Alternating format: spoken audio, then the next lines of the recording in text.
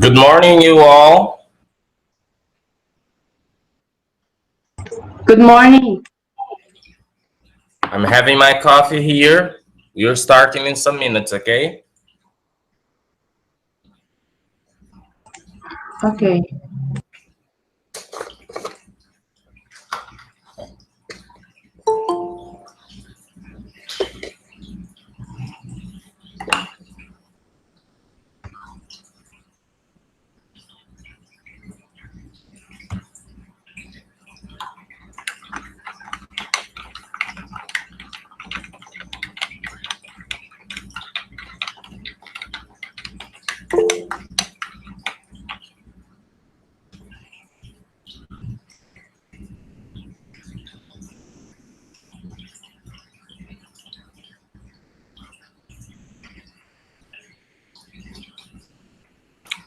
Igor, try leaving the classroom and coming back again. Sometimes it solves the problem.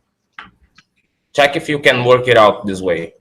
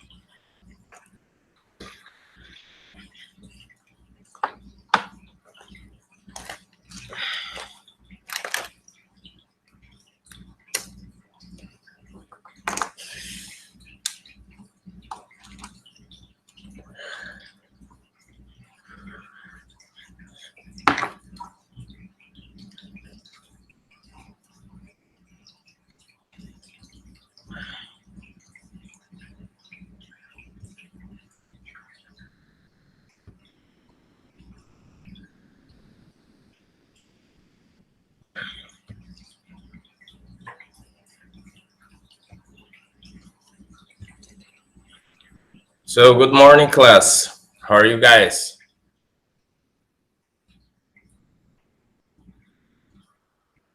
Just waiting for more of your classmates, okay?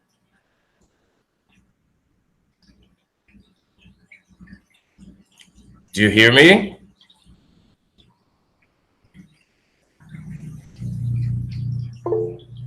Good.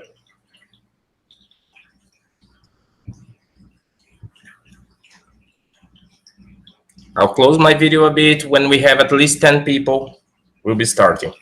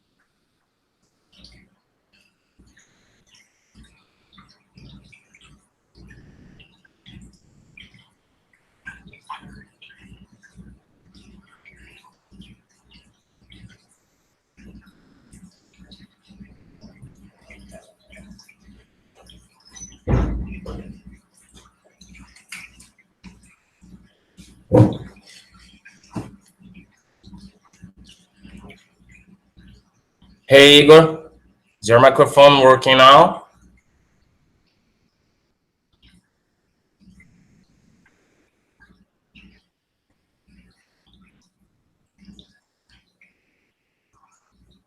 Igor? Hello? Oh gosh. Are you using a cell phone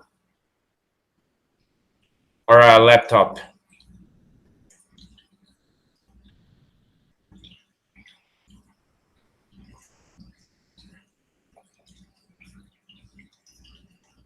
See, would you try using a cell phone? I know you have some slides to share, but maybe you can enter the room twice with both devices.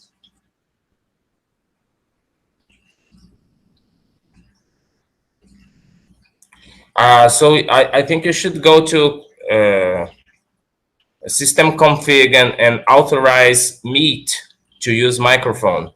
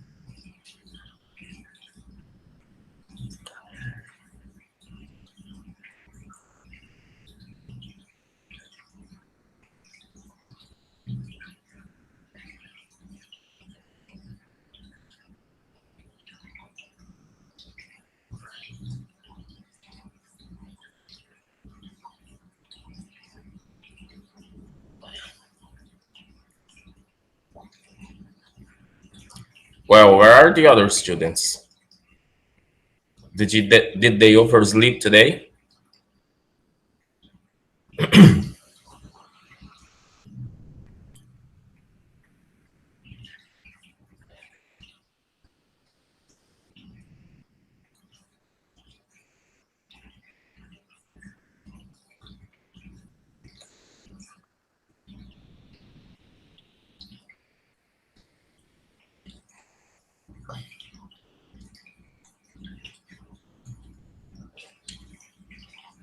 Oh, I see. Okay, Marina, thank you. Giovanna can watch the replay of this class at night, okay, at 8 p.m. in my channel.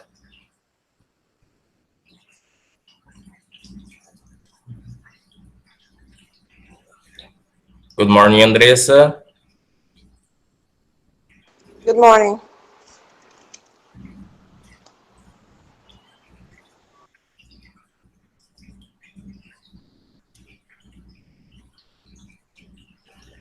We're just waiting for the people today, only a few.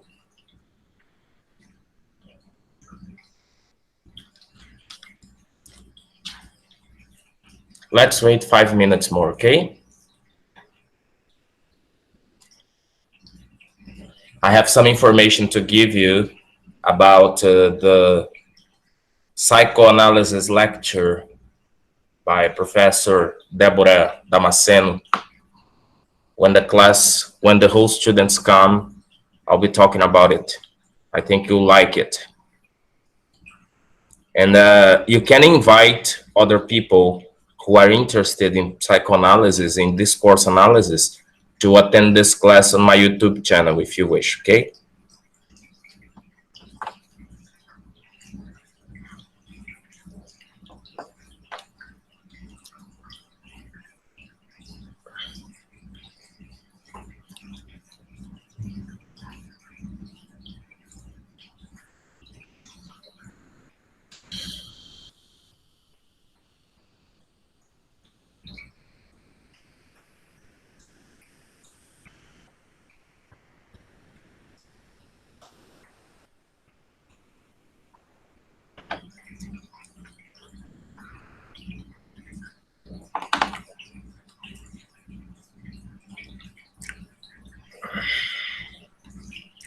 Hey Igor, can you speak now?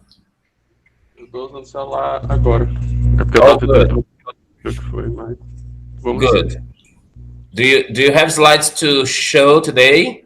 Are you in one of the groups? You are in group today, right? I have, but Cynthia has the slides, and it's okay. Okay, so just be careful with synchronism, so that she can pass the slides at the proper moment. But that's okay.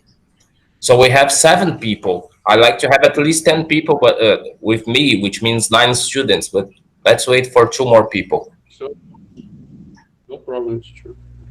Okay, if you wish, you can start arranging the things, setting up the devices, start sharing the screen. We can wait. Okay, Uh, is the whole group who's going to present here now? Let me see. Let me see, Siga. Let me do the no, attendance. No, not the whole group, yeah? no, isn't here.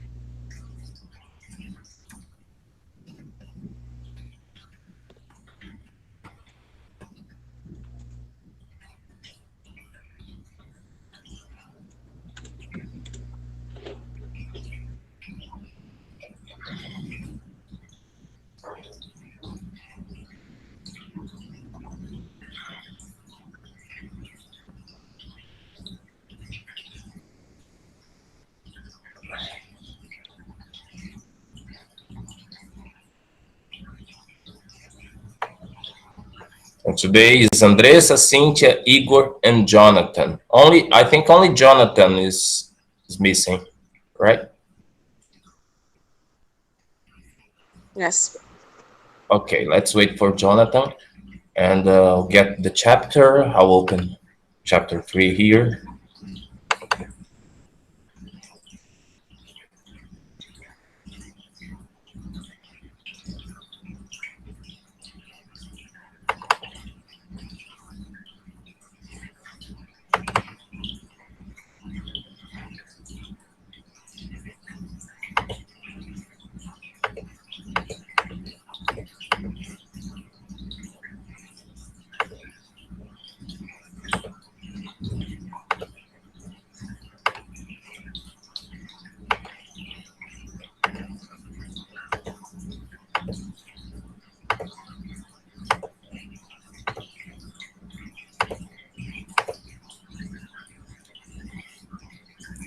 You see how nice I am to you. I gave you the book with underlined parts.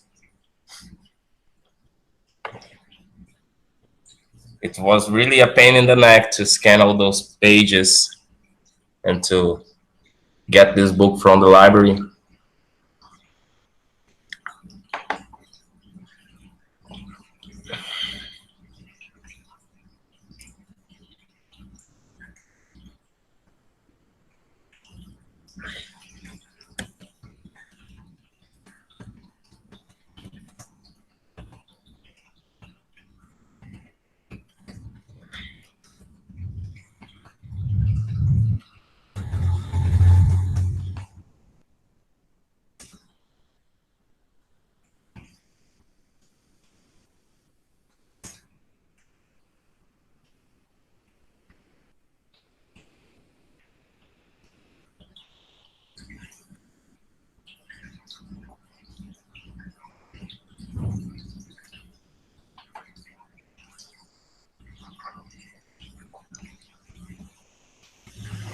E aí, professor, o que você achou daquela questão da projeto de lei da água?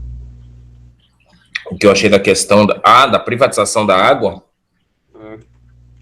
só vou dizer para você que, olha que eu não sou muito de religião, mas eu gosto de teologia, que são coisas diferentes. Eu diria para você que é bíblico que água é vida. Privatizaram a vida. Mas hoje em dia a tendência tudo é privatizável, né? Esses dias não, porque esses dias eu estava estudando, mas eu estava vendo nos dias anteriores as questões desses projetos e eu não conseguia tirar uma conclusão, né? Porque querendo ou não, no Brasil a gente tem um saneamento muito defasado. Precário, ainda mais aqui no Maranhão. A população não tem. E aí Uhum. você vender esse discurso que privatizando as pessoas vão ter, com gente passando raiva com a Caema todo dia, é muito fácil. Rapaz, eu quero um serviço de qualidade.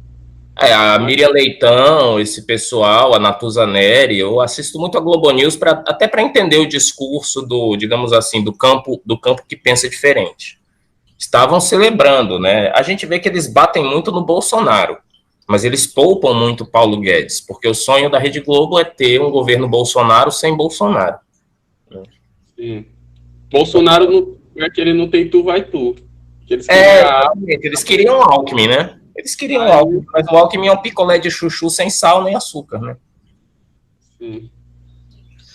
E aí, vender esse discurso sempre foi muito mais fácil. E eu passei uns dias anteriores, né, vendo sobre isso. E até eu fiquei assim, rapaz, não sei se isso é certo, se isso é errado, porque é complicado. E o cara que, como você é cearense, você sabe, né, o cara que foi relator do projeto foi aquele Tássio Gereissati. O louco galeguinho do Zóio Azul. E aí, ele tem esquema com a Coca-Cola e tal, tudo mais. E a Coca-Cola, essas empresas, tem muito interesse nesses lençóis freáticos, né? Claro. E aí, eu não duvido nada que vão querer taxar o meu poço artesiano agora. Aí a gente fica com o pé atrás, meu amigo. É complicado. Olha, Igor, é complicado, porque eles usam um discurso do suposto e somente suposto sucesso da privatização das teles. Porque o telefone era um artigo de luxo e agora todo mundo tem e tal, mas tem com que qualidade, né? E assim, ok, telefone, mas com que planos, com que internet? A gente estava discutindo como eles burlam o marco civil da internet, por exemplo, né? Com plano de bônus de certos aplicativos, o que burla o marco civil, a neutralidade.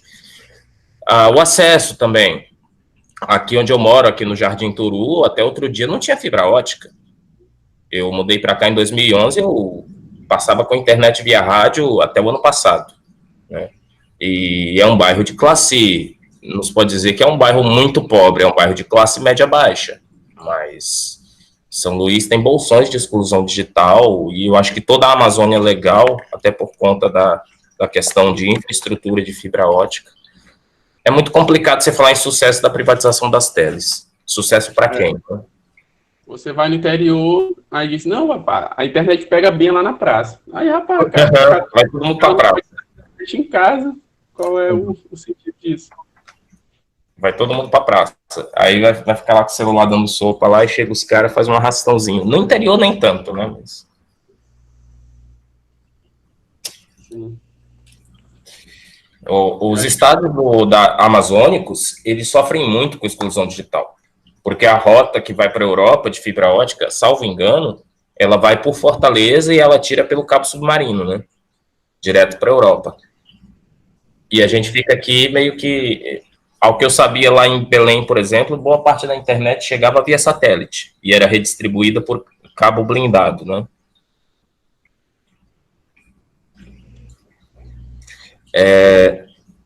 Vocês conseguiram contato do Jonathan? Alguém conseguiu falar com ele? Rapaz, ele deve ter tido algum problema, professor, em casa. Eu acredito que pode ter sido rede, já que nós estamos falando disso. Ontem quase não teve aula, porque ontem caiu a minha conexão. Voltou em cima da hora. Acho que eu estava falando era com Daniela, né? Eu estava falando com ela pelo WhatsApp e voltou em cima da hora. Acredito que seja isso. Uhum. Mas eu acho que a gente pode começar, né? E aí... Yes, how do you feel about starting without Jonathan? Do you feel comfortable to talk about his part, just like happened yesterday with the group of chapter 2? I think yes. So We can try. Okay, you can try, yeah? Right, probably Jonathan had a reason not to be here, so let's consider it. And today we are talking about, we are then officially starting. Let me just put the class to record.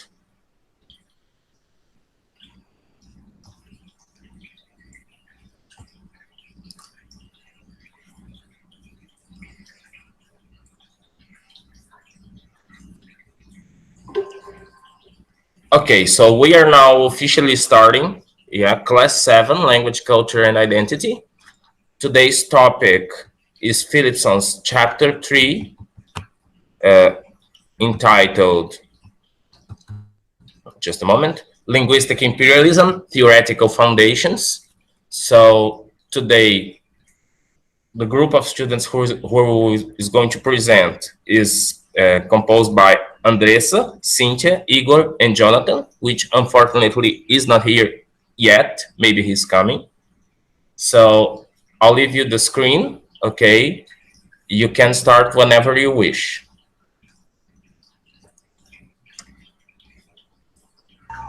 Okay, good morning for everybody.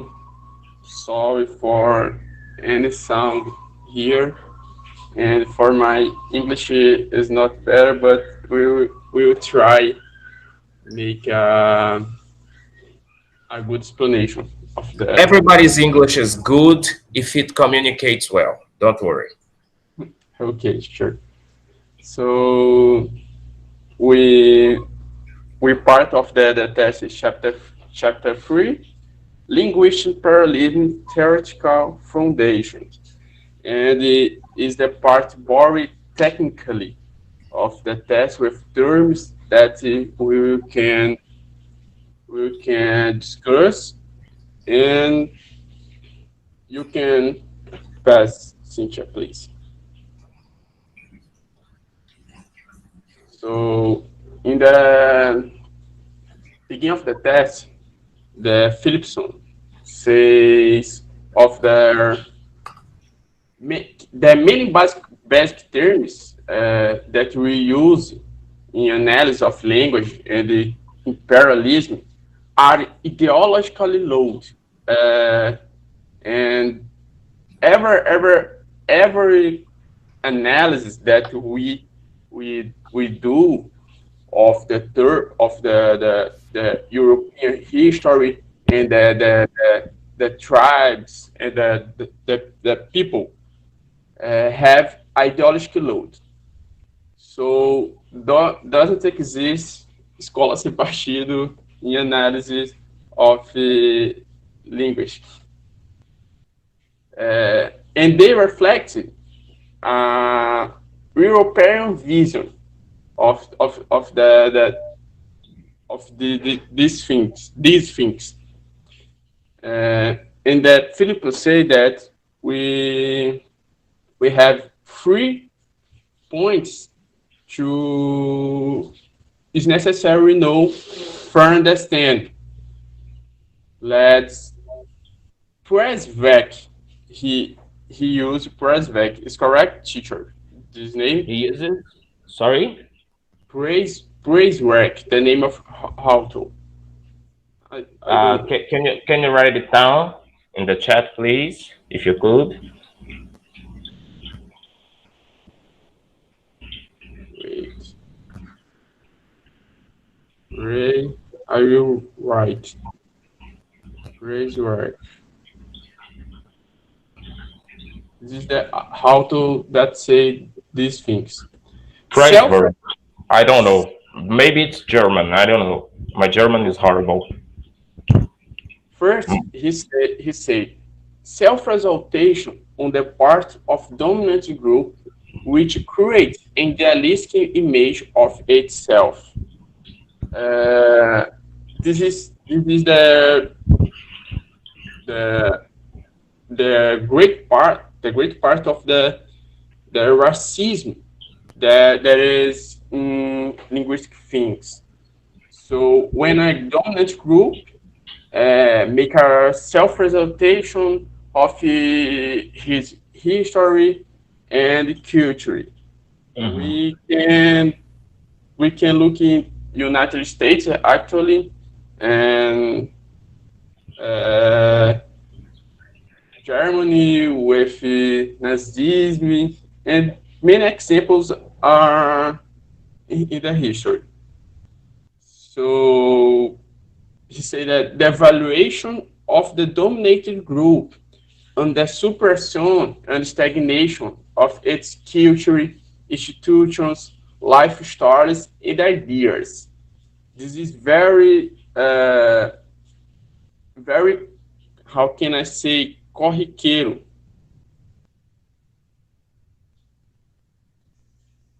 This is very usually in these attitudes. So systematic rationalization of the relationships between both groups, always favoring to the dominant group. And so these attitudes make favorable to the dominant group in the evaluation of the dominated group. And you can pass it, please.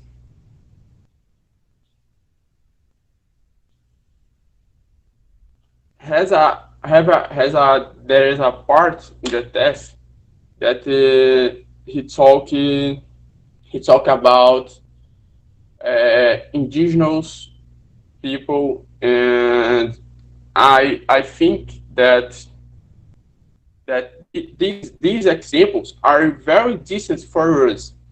So I take a part of test that talk the indigenous, and I can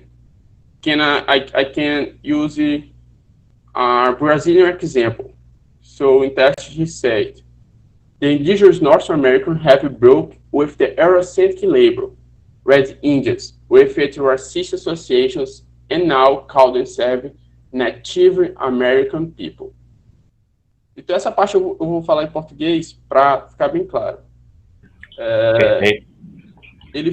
O autor ele traz essa questão de que como há resistência na fala e na língua. E que os povos indígenas, ele traz o exemplo aqui dos povos indígenas norte-americanos, que existia um preconceito de chamar eles de índios vermelhos, sendo que eles estavam lá antes de tudo.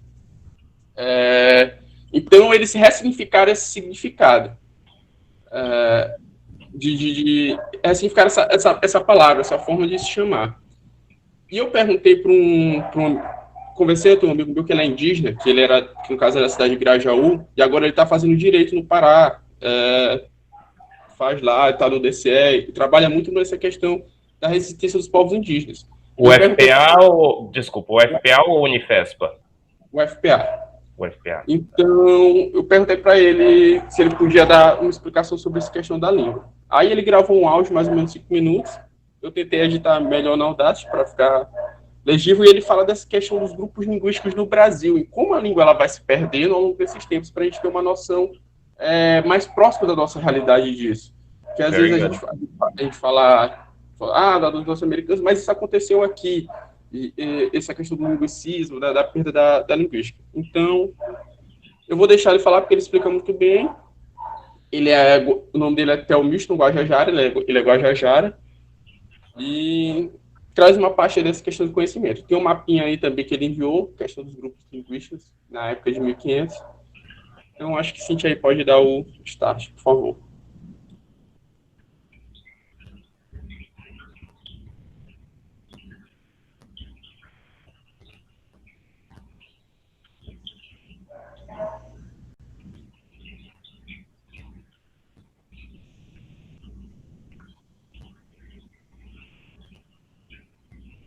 Eu não sei se o som tá saindo. Tá mudo.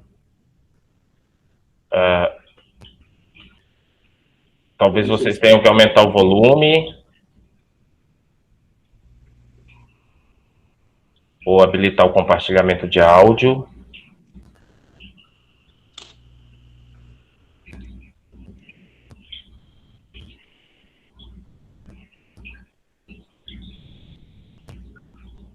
Qualquer coisa, assim, se a gente não estiver saindo, eu boto aqui no meu computador e ele sai pelo microfone aqui o som.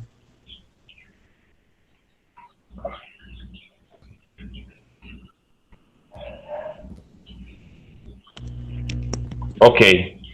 Eu vi uma interferência. Eu vou botar aqui, deixa ficar melhor. Ok. Deixa eu só ligar a caixa de som aqui para ficar melhor. JBL. Com certeza. Aquela boa e velha. A minha foi, se não carrega mais.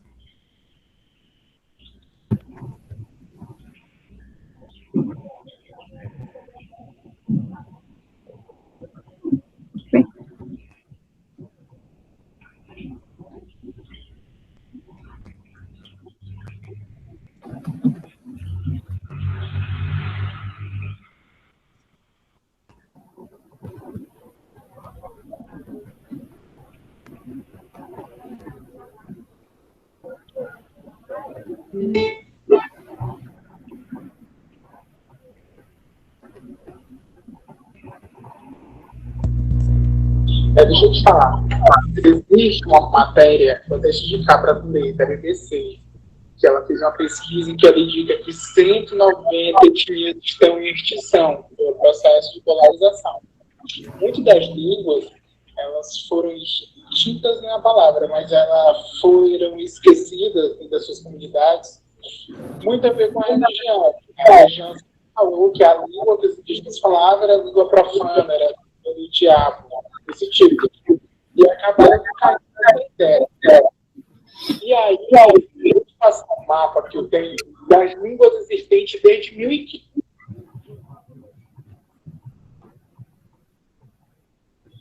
Das línguas existentes desde 1500, dos troncos familiares.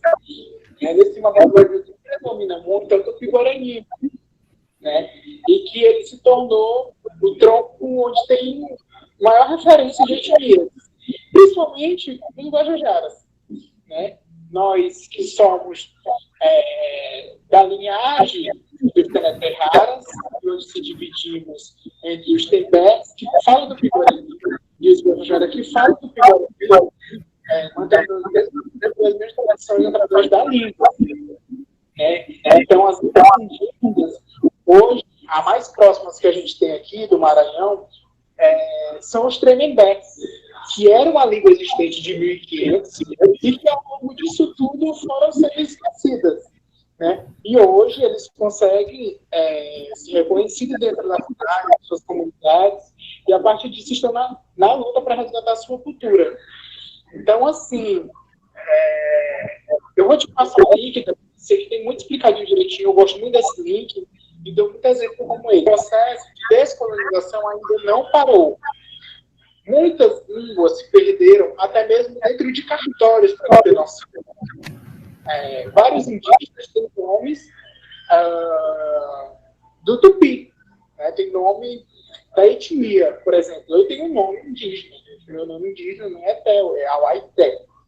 Auai, que é de homem, guerreiro, e Té, que é de verdade. Então, muito tempo, os próprios cartórios, ainda com essa herança colonizadora, não deixaram os indígenas se registrar, né? Por falar que era nome, enfim, que não era o nome da sociedade. Né? Então, a partir daquele momento, os indígenas que interpretavam dessa forma e liam, faziam a leitura que era real, eles acreditavam e paravam de usar as línguas. Né? Então, é algo muito grande, tipo, muito foda, porque a língua hoje ela é o principal alicerce para manter a cultura viva, tá? Para além das danças, é ela que faz o canto, é ela que diferencia de etnia para outra, né? Então é algo muito importante para a gente, muito caro mesmo ainda, para a gente enfim, mantendo a nossa cultura. Mas hoje o movimento indígena, ele não descarta, né, as pessoas que estão resgatando sua cultura através da língua. Muito pelo contrário, nós damos apoio. Né? Mesmo indígenas, tem lideranças indígenas que não sabem falar a sua língua, seu povo, mas sabem lutar, sabem se expressar, né? Por mais que não teve o convívio ali com a língua materna, mas o que vale mesmo é a questão da luta histórica, né? A questão cultural. Isso que nos diferencia. Como eu disse, nós não somos povos biológicos, nós somos povos culturais, né? Biologicamente a gente fala que tem uma linhagem, né? A gente não descarta isso, mas nós não nos centralizamos assim. E a linguagem faz parte dessa ala cultural, dessa ala de reconhecimento. Hoje nós temos mais de 275 línguas, mais de 300 etnias. Mas aí tu imagina, no Brasil grande, hoje nós, enfim, nós não temos a gente não tem nem 1 milhão de habitantes indígenas, nós só temos 800 mil, 400 mil vivem dentro da cidade, os 400 estão em áreas, em aldeias, né, portanto, os aldeados. Então, nós somos muito poucos, né, muitos poucos, e que nós somos diversos. Então, assim, Qual o problema? Né? Até já entra a questão da pandemia. Acho que muitos anciões estão morrendo na pandemia. E o que é que eles levam com eles? Para além da sua vida, trajetória de luta, eles levam a cultura. E principalmente a língua. Né? Quando ele morre, ele levou cantos, ele levou cultura, ele levou dança. Então, por isso a nossa maior preocupação de hoje manter a cultura viva através da língua.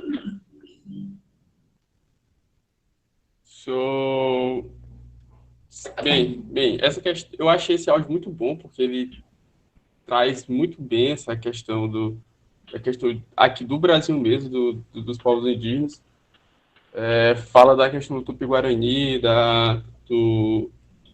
dos povos tremembés aqui no Maranhão, e mostra que isso não é um processo que aconteceu também só na Europa, isso aconteceu aqui com a gente, a língua sendo extinta, sendo excluída por fatores políticos da colonização, fatores econômicos, de impacto que o Brasil sofreu de desigualdade social, e principalmente fatores culturais dessa ocidentalização, que isso aconteceu aqui. Então, tudo que Philipson fala aí da questão do inglês são processos bastante semelhantes que aconteceram aqui no Brasil. Então, são pontos importantes. E tem aí esse mapinha que fala, rapidamente, fala da questão dos grupos linguísticos que existiam no Brasil, indígenas, em 1500. Então, o Philipson, quando ele fala dessa questão dos povos norte-americanos que tentavam ressignificar essa língua, é um processo de resistência. Esse processo de resistência existe aqui também através da língua, porque a língua ela perpassa todos os ensinamentos, perpassa as culturas e os valores que como ele disse aqui, são caros para esses povos. Então, às vezes, esse processo da gente ficar só lendo o texto, a gente não consegue associar esse laço afetivo, mas se as pessoas lutam por isso e não simplesmente se adaptam, porque são... Eu queria fazer um destaque na fala dele. Sim. Eu coloquei até aqui no chat na hora que eu ouvi o áudio. Ele ressalta isso. Não somos povos biológicos, somos povos culturais.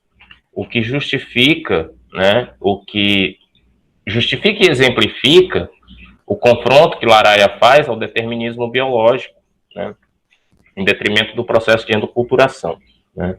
E o que justifica, por exemplo, eu não sei como está agora, mas a política de cotas, logo no início dela, ela era por autorreconhecimento na etnia, né, justamente porque pertencer a uma etnia, se reconhecer dentro dela, se subjetivar a partir daquela língua, a partir daquela cultura, daquele grupo cultural, daquela herança, daquela tradição. Eu achei muito interessante essa fala dele, como um todo, né? Mas sobretudo isso, porque eu acho que, eu sei que estamos falando de Philipson, mas dialoga até mais com o Laraia, quando ele fala da importância desse resgate cultural. Sim, com certeza. Quando ele fala somente das questões, essa fala que você destacou, isso é muito aquele texto que a gente discutiu de Laraia, da questão da cultura. As pessoas são culturas. Se as pessoas, hoje em dia, no almoço, ela não vai comer arroz, mas vai comer um quibe, alguma coisa, porque isso é cultural dela, entendeu? Então, nossa vida é cultural. E dessa maneira ele realça também a questão da necessidade do resgate. Agora eu pergunto, é possível resgatar uma cultura ou uma língua dada como extinta, dada como morta? What do you think? Do we have practical examples of these?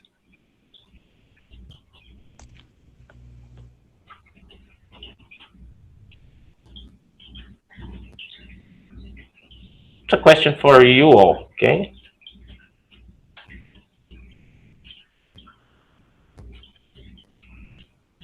No? Just what do you feel? How do you feel? Is it possible to rescue a so-called dead language or dead culture?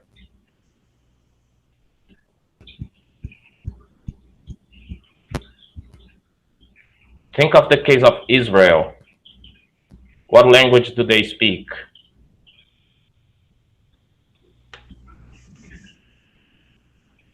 Fala-se hebraico em Israel, não?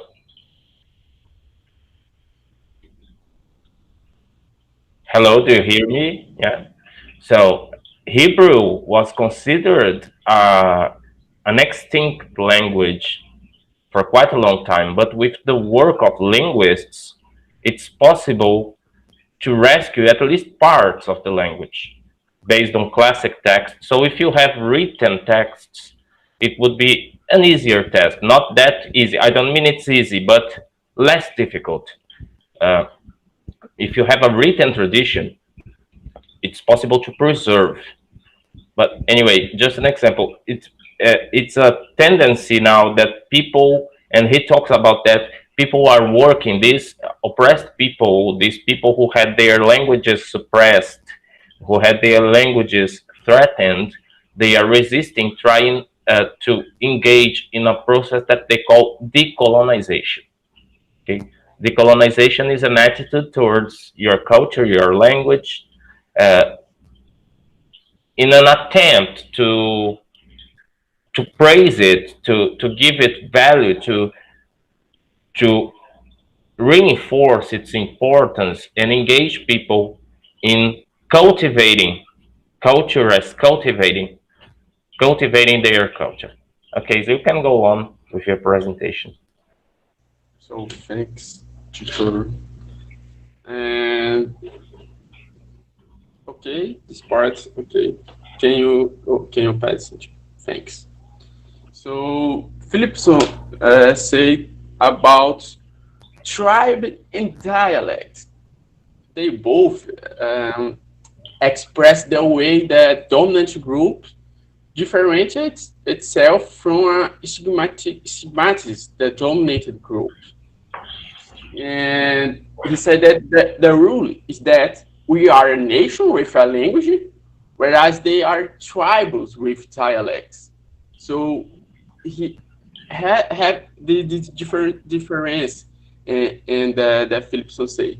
So the European countries and that have a powerful, they are a nation, okay, they are a nation, good, but Africa countries and the Latin countries, they are tribes with dialects, no language, and this is racism that that Phillips say.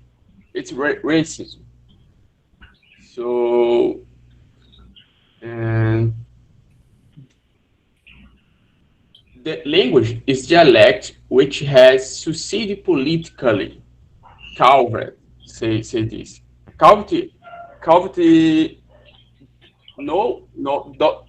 doesn't agree with these terms, tribe and dialects. Uh, he refused to use the binary opposition language a dialect because it's a colonial discourse, and it's not good when we use these terms because we have racism in the speak. Yeah, it's kind of pejorative. Talking about tribes, Yeah. tribes are associated with a lack of civilization. So those who are not civilized are a tribe. Uh, this is the common sense interpretation about tribe. And tribes don't speak languages, speak dialects. So what is the big difference between a language and a dialect? The power of the nations, or they are not even considered a nation, the power of those communities who speak that language or dialect. That's Calvet's point. Good, go on. Yes. E trazendo outro exemplo para ficar mais claro, essa questão era como faziam os povos romanos, que Roma era a nação e tudo era bárbaro. É o que ele vem de criticar. Tudo é tribo e tudo é dialeto. Mas o meu é nação e o meu é língua. Língua zona. Yeah, Assim, with one exception in the case of Rome, isn't it? When Rome entered Greece, what was their attitude towards Greece? Did they destroy Greek civilization? Did they label them as dialect or as subculture or as a tribe? O processo de dominação romana sobre a Grécia. Ah, ok. Sim, foi. É meio que no meio da porrada, não? Foi, mas também foi um processo em que muito se incorporou da cultura grega, né? Os Sim. romanos, eles adaptaram muitas coisas da cultura grega, né? Muitos deuses romanos foram renomeados, né? A partir dos deuses gregos, eles renomearam, eles ressignificaram para a sua própria cultura, eles incorporaram muito da arte grega, da cultura grega, da religião, não vou chamar de religião, mas do sistema de crenças grego. Né? Então, foi digamos assim, um ponto fora da curva, né? Porque ali você tinha uma civilização muito forte na Grécia. Yeah. You can move on. Thanks. And okay, can you pass it, please? So Philipson said true that is vernacular. Vernacular is now generally used both in its technical sense and popular speech when we have people that use a language within situations of informality, and we have words and and and forms that you can express your culture and your effects. So vernacular is that. So I thinking an example. O maranhês que a gente fala Uhum. é um vernáculo. Nós estamos aqui na língua portuguesa, mas é um vernáculo. São a expressão que eu vou falar, e rapá, ou Uhum. te segura doido. É algo que a gente vai entender aqui. Essas questões são vernáculos da nossa língua. Que é do popular, a gente se entende. E não é vergonha, não é nada para ninguém. Uhum. So the UNESCO defines the use of vernacular in 1953. The use of vernacular language in education defines a vernacular language as a language which is the mother tongue of a group which is socially or politically dominated by another group speaking a different language. We do not consider the language of a minority in one country as a vernacular if it's an official language in another country. So I can't consider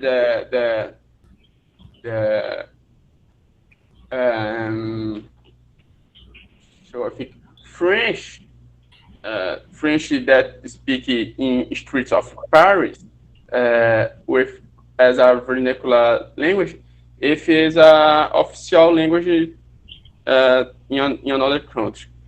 This is a way that definition. So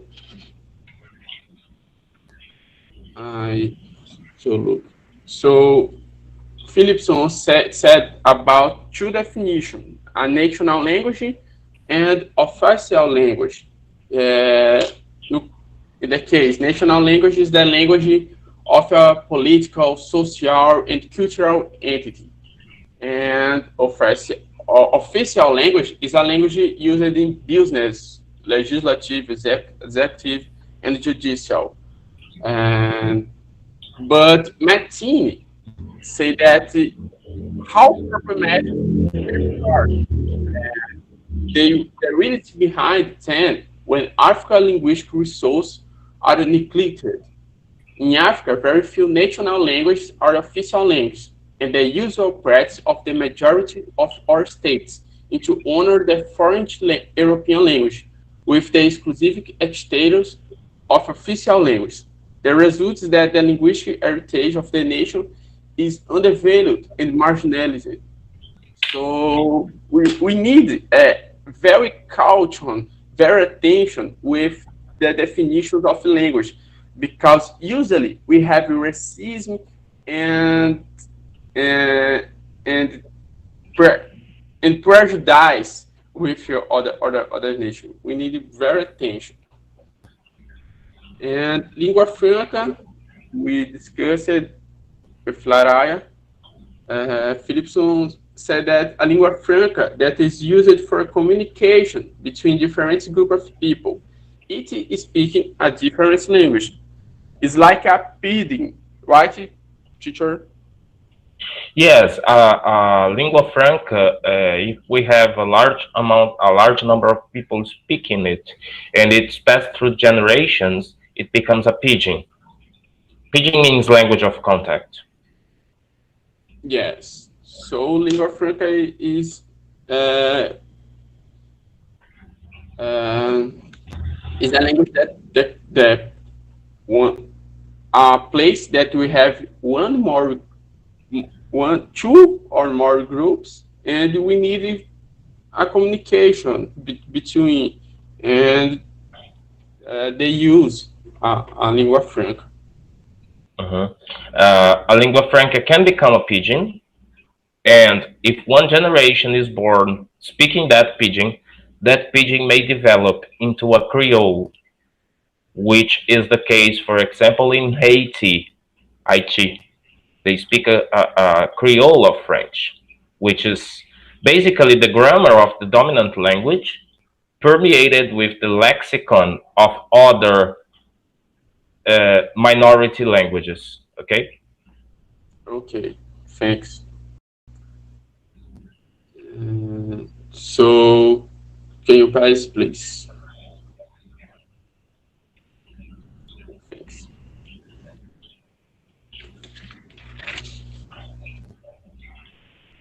So, Architectural Words and Technology. This is a title of the chapter. The chapter, no, this part, Uh, and I think the it is good. subchapter. It's a subchapter. Thanks. Uh, Philipson said that undeveloped is a ethnocentric term. So uh, the traditionalist modern dichotomy is a continuism with behavioral, attitudinal, and valuational themes. So developed is the Western term because uh, what is the qualification of a country for looking other nation, other people, and says you are undeveloped and Underdeveloped. Underdeveloped. underdeveloped. So, yes.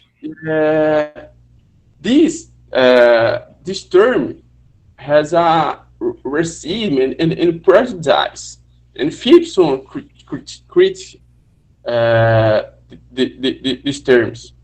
Mhm. And he said about third world. Third world degree of homogeneity among an immensely varied group of nations. So Brazil, with all culture, Argentina, uh, Angola, nations that they are third world isn't correct. Philipson criticized it, and it's not good terms for you describe this nation. And all of the worlds have a discrimination, and third world for Philipson originally arose as a metaphor for countries which were not part of the rich capitalism world or the communist world. And Mhm.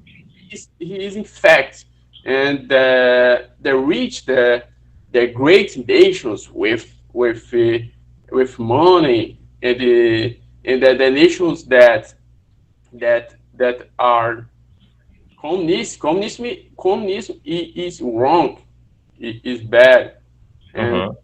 and then capitalism is good. And that thing is not so simple. 2 mais 2 nem sempre, não é igual a 4 para tudo. Isso quer dizer aqui. Let's keep in mind, okay, I always remind you this, let's keep in mind Philipson wrote this book in 1992.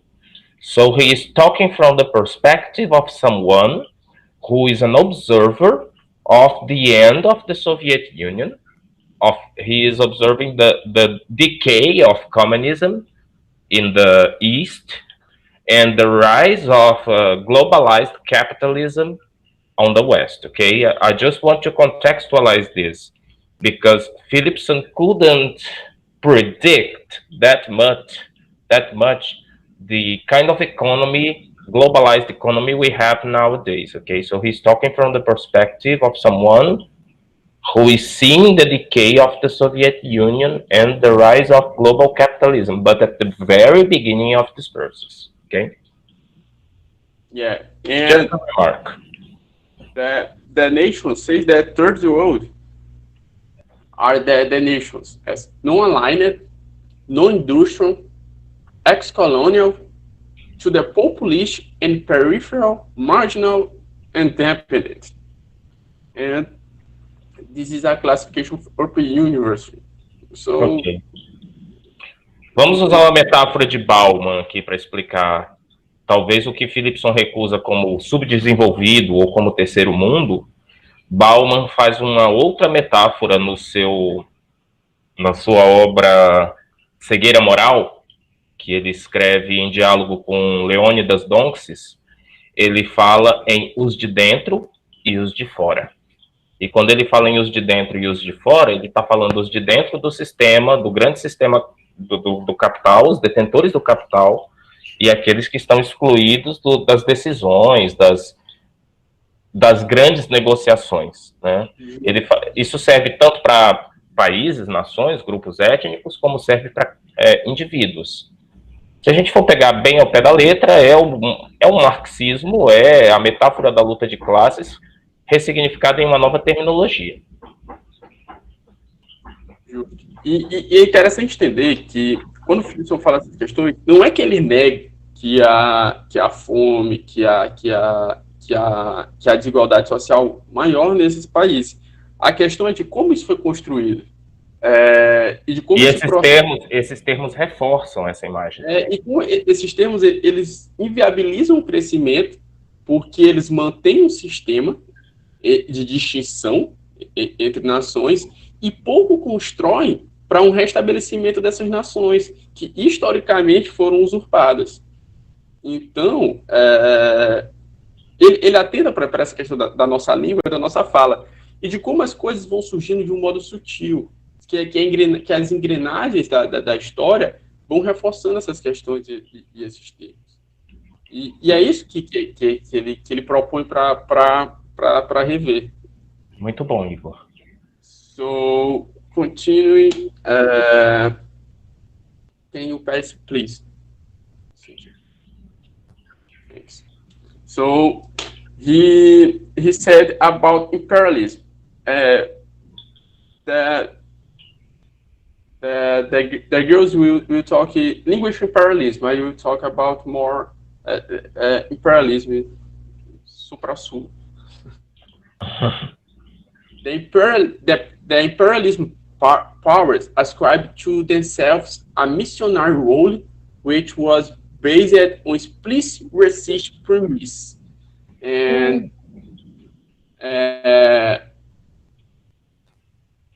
this E.O. Grace, I think, said this. But imperialism, essa imagem aí que a gente vê, é uma imagem clássica de quando a gente está estudando imperialismo na escola, né? Que são as grandes nações, no caso, dividindo, naquele caso, o imperialismo da África, né? Dividindo os países da África em pizza. Não, tu fica com essa parte, tu fica com essa parte. And imperialism is an economic and political social dominance, and you control the countries with your powerful, and you think the nation dominant think that it is right that he is making a good thing, and this is wrong. Natália said Conferência de Berlim. Isso. Tordesilhas também, né? Conferência de Berlim, Tordesilhas e etc. São todas atitudes imperialistas, né? Now, it's very important to understand this. The imperialist powers ascribe to themselves a missionary, take this word, a missionary role, which was based on explicitly racist premises. Those people don't have civilization. Let me give them some civilization. Those people do not have democracy, so I should take some democracy there, even if I have to use a gun. This does not happen anymore, of course, yeah? Yes. Iraq has oil, so it needs some democracy. Pakistan has, I don't know, so they need democracy. Everybody needs democracy if there is some mineral resource. Yes. And the imperialists resort in third world. For example, third world give for the big nations a labor qualified and unqualified. Quantas vezes a gente já não teve que fazer pessoas que eram grandes crânios de nações ditas de terceiro mundo, são de terceiro mundo, mas essas pessoas saem do seu país, tiram sua inteligência para ir para os Estados Unidos, para ir para a Alemanha, para ir para a França, e lá eles se desenvolvem e são a matéria-prima, tanto intelectualmente, como eles também exploraram por várias questões, o dito terceiro mundo, entre aspas, muitas aspas, a mão de obra desqualificada, pegando ela para serviços braçais. E para essas nações, essas questões de terceiro mundo, é interessante elas existirem sendo terceiro mundo, porque elas dão a matéria-prima, não só humana, mas material. E para eles sempre é interessante, entende? E aqui fica uma crítica, mais uma parte minha, uma crítica ao sistema meritocrático, em que você tem uma ilusão de que, por ter casos de uma pessoa que pegou, saiu daquele país e se deu bem ali, você vende essa ilusão. E isso, enquanto há uma grande desigualdade ali.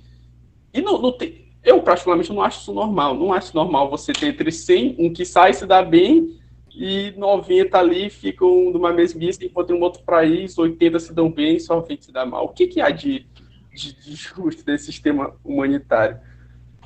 Enfim. Just something. I said good morning to Jonathan, but it was not Jonathan. I saw the J. It's Jardel. Good morning, Jardel. And about this imperialism and this migration process you mentioned, we are living in a situation just like this at the moment in Brazil, aren't we? Our intellectuals feel threatened by the prosecution against critical sciences like philosophy, like social sciences, linguistics, and they are leaving the country, what we call fuga de cérebros, and they are going to produce their science in other countries and produce scientific and technological development in other countries. You know what? Cuba and the United States, the relationship. There is, as you all know, there is an embargo by the United States on Cuba. But those Cubans who can escape Cuba and go to the US, unlike the Mexicans, Puerto Ricans, or other Latin people, what the so-called Latin, as they call them, Cubans get good positions at work. They are widely recognized on their competence, and this is part of a strategy of seduction, so that they can stay in the country. They automatically get a green card. They get higher positions at work, good salaries, so that they can feed this American dream and pass it over their families, which still remain in Cuba. So this is kind of propaganda, and imperialism or neo-imperialism or neo-colonialism, as you prefer to use the terms, invests a lot on cultural and uh, economic propaganda. Just a curiosity for you. So imperialism is not something that happened in the past till the 1980s. Imperialism is still here, showing its face. Yeah. Okay. Um, with imperialism and their results, uh, began new imperialism, and especially new colonialism have been widely used from the middle of the 20th century to describe this later type of imperialism. And these things that we studied in school, that the United States forms of new colonialism, and they use the questions, economic questions for conquer a nation. If they can't uh, we can't win the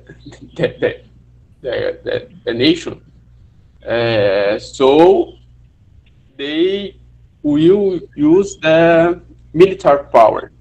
This is Mm-hmm. a new colonialism. They try in first time, uh, don't use a military, and they use embargoes with like Yeah, Cuba that you said, teacher. yeah. First of all, propaganda. Yeah. First of all, they try to seduce you. You Yeah. yes. If it does not work, maybe embargoes and economic destruction or economic destruction is a very strong word, but well, this was the word I heard from a Russian guy, a Russian scientist. I was working as an interpreter, Professor Peters. I forgot his last name. He was my brother's co-worker. He came to help my brother with his doctors, and he said they destroyed, in good English, they destroyed the Soviet Union. And when he says they destroyed the Soviet Union, the image of destruction was very strong for me because, well, science, of course, not all the sciences, but the what we call the hard sciences, physics, chemistry, math, engineering, and so on, were very important in the Soviet Union, and scientists had a high status. And he said that. So the second step, just to summarize, is economic attack. The attack is better than destruction. They attack economically. If it doesn't work, then maybe a military intervention. If you see what's happening in Venezuela, looks like a similar situation. Or even in Brazil, with I call it a coup. Okay, the 2016 coup d'état. Okay, golpe de estado. They try it first politically and economically. If it doesn't work, they use military power, which was what they were considering, with the help of Brazil, with the complacency of Brazil in Venezuela. Now they have given up because of geopolitical powers, because Vladimir Putin didn't agree with that, and Venezuela and Russia have collaboration, so they moved a step backwards. But it's this discussion is not over. Okay. And pass please. And for finish this first part of presentation, Philipson say that Lenin is a key theorist of imperialism. And Lenin said that imperialism is the monopoly stage of capitalism. And he criticized the science and capitalism with very vehemence. I think this word exists. And Lenny is a incisive critic the of this item, and he said that they are fighting a war for the purpose of retaining the colonies that colonies they have grabbed and held. So Mhm. the great nations fighting against there and for having a more power against the poor nations. So it's not correct for me. Mhm. And, Yes, if you and take the case of the United States was a colony. They were a colony. So this description by Lenin works maybe for his times when England was a superpower. But in terms of the United States was a colony, but they started colonizing, but in a different way, not navigating to a country and conquering land, but conquering hearts and minds. This is a different way of colonizing. isso. E todas essas questões, aqui, para finalizar, que foram faladas, todas as questões, elas influenciam na questão linguística, porque tudo isso essa questão de que eles lutam entre si para poder colonizar tão sofridas nações, e que o imperialismo, ele, por vezes, é sutil, por vezes é mais incisivo, eles vão influenciar nessas questões linguísticas, nessa questão de que a gente falou do vernáculo, de usar a língua franca, dos termos racistas que a gente normaliza no nosso crescimento. Uhum. E até hoje isso existe. Isso foi escrito no início dos anos 90 e até hoje esses termos eles estão aqui. Isso mostra que a gente deve estar precisando repensar eles, precisando achar formas de desconstruir essa questão linguística. Foi por isso que eu achei interessante aquela fala do Theo, quando ele fala a questão da resistência, de como os povos indígenas dão aula nisso. Eles dão aula nessa questão de resistir. Eles sofrem, por exemplo, aqui no Brasil há 500 anos, dessas questões de ter sua cultura massacrada e ironizada e estereotipizada em uma única cultura, como se fosse um índio de cocá, que só sabe fazer com a boca, que gosta Uhum. As de fantasias de índio, do dia do índio na escola e etc. sendo que eles têm língua, têm cantos, e Uhum. tudo isso vai envolver a cultura. Então, essa questão da resistência contra esses termos imperialistas, ele é necessário. Tem um termo do nosso maranhês, eu falo nosso porque eu já me incluo nele, que sempre me incomodou muito. Quando uma pessoa é muito fofoqueira, ela gosta de ficar falando, tecendo intrigas da Nigrinha. vida dos. É o quê? Nigrinha. Exatamente. Tô ligado. Aqui isso remete. A negritude dessas questões. Uhum. Ah, tá nigrinhando, né? Então, isso é uma coisa que a gente tem que atentar, e óbvio que não é para a gente apagar o termo, né? Agora está uma discussão se derrubar estátuas de colonialistas, de ditadores, de escravagistas, se isso tem algum efeito na história. Será que a questão é de apagar, ou é de se reconstruir essa memória, inclusive preservando a que há, e dialogando com uma nova memória, uma nova leitura atual da memória, para que se possa produzir novas interpretações? Eu não tenho uma resposta pronta para isso. Eu estou fazendo mesmo uma provocação. Será que realmente derrubar a estátua do Borba Gato, que tem lá em São Paulo, que era um bandeirante, um genocida indígena, vai contribuir para que a gente produza uma nova interpretação sobre o papel do índio e do negro na nossa sociedade?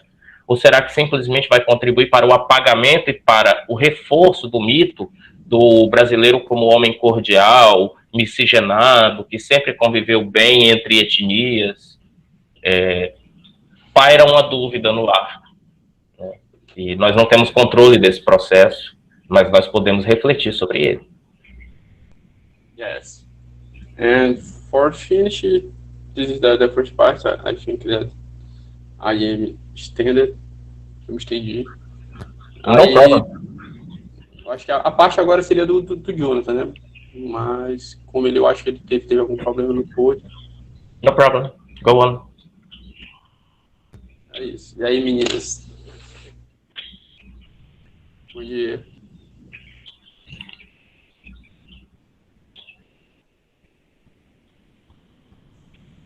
Vai.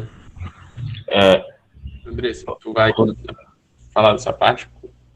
Como a gente faz? Eu vou tentar explicar essa parte do Jonathan. Isso aí é do okay. Jonathan. Okay. It begins with, I'm sorry for the noise, my neighbors are terrible, but We I don't even hope you hear it. can listen. Oh, thank you, because I'm listening it. Let's begin with the working definition that Philipson says that English linguistic imperialism is that the dominance of English is maintained and asserted by the establishment and continuous reconstitutions of structural inequalities between English and other Englishes. He says that English linguistic imperialism is a subtype of linguicism. And linguicisms are ideologies, structures, and practices which are used to legitimate, effectuate, and reproduce an unequal division of power and resources between groups which are defined on the basis of language. So So, just welcome, Michel Foucault. Okay, our next reading is about power inequalities. Sorry, go on.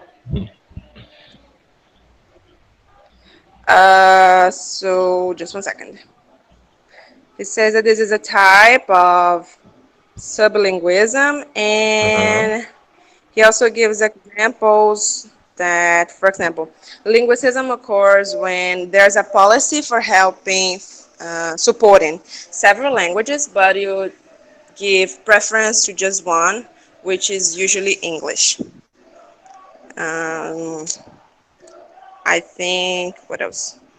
And the legitimation of English linguistic imperialism is made by two kind of, how can I explain this? Uh, Two terms. Anglocentricity, that is when you judge another culture by a specific standard of one, and this is USA, the language of USA, and you end up judging others, giving more importance to just one. And the other term that he uses is professionalism, that are the methods, the techniques, and the procedures used in the ELT, the theories of language, etc. I think you can pass into.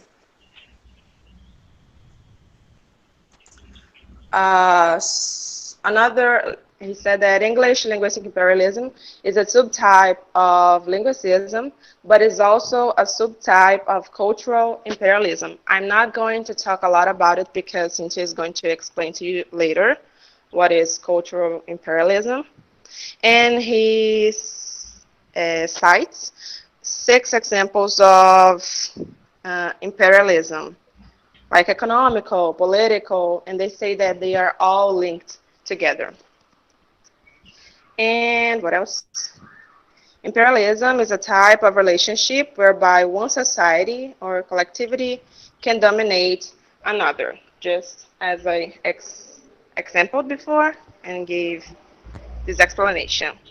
And this imperialism is maintained by some mechanisms like exploitation, penetration, fragmentation, and marginalization.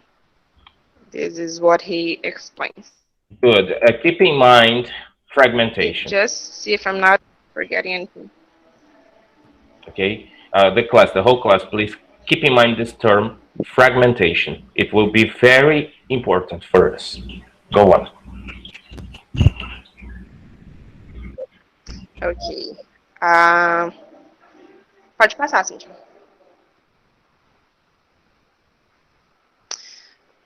Okay. Then in this part, he gives this example of Gatung. I think that's his name. Gatung, in this part, he divides the world like this. We have the center and we have the periphery. But inside each one of them, there are centers and peripheries. So this is how cultural imperialism works. And this model serves to reproduce and legitimate exploitation. Professor, exploitation is the same thing as exploration, right? Exploitation é exploração de um pelo outro. Exploration é exploração no sentido de explorar um ambiente, explorar no sentido dos exploradores, de descobrir um lugar, de dissecar um lugar. Exploitation já é a ideia de exploração do homem pelo homem, por exemplo, ou de uma sociedade pela outra. Let me just make a remark here. All this center and periphery thing that Andressa is talking about will be seen in Foucault when we talk about the micropowers, ok? Os sistemas de fluxo de poder para Michel Foucault, o Foucault ele tenta superar a visão marxista de luta de classes, dizendo dentro de determinadas classes há subclasses. O poder ele circula, ele não nega o marxismo de dizer sim, opressores e oprimidos, mas entre os opressores há aqueles que também oprimem, né? E outros que são oprimidos. A coisa não flui apenas em dois blocos. O poder ele é capilar para Foucault, ele circula. Vou dar um exemplo. Entre a classe trabalhadora, existem aqueles que são sindicalizados e aqueles que não detêm consciência política. Provavelmente esses sindicalizados eles detêm mais poder enquanto conhecimento e consciência de classe, né? Eles vão se organizar em entidades, eles vão eleger um representante que, portanto, vai ser o mandatário desse poder, né? E vai, portanto, deter mais poder como presidente, como diretor do sindicato, do que o sindicalizado, que tem mais poder do que o não sindicalizado. Compreendem o que digo? A mesma coisa entre os grupos patronais, os detentores do capital, né? O Foucault ele traz uma nova interpretação de poder que rompe com a visão dicotômica de Marx de luta de classe. Ele vai falar, mesmo dentro das classes, há disputas de poder, né? E a gente pode ver isso hoje em Brasília, né? O Centrão disputando poder com o núcleo ideológico do governo, que disputa poder entre si, entre olavistas e militares. O poder ele não é uma coisa de baixo para cima, aliás, de cima para baixo. Ele é exercido capilarmente, ok? You can pass. Okay, and he gives this example of early colonial phase of imperialism and the nowadays neocolonialism, comparing each one of them and saying that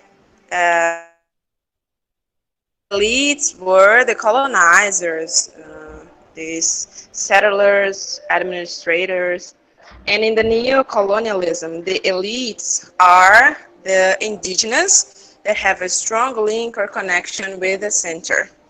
They were these people. They are educated by the center, follow the same ideas, have the same ideology.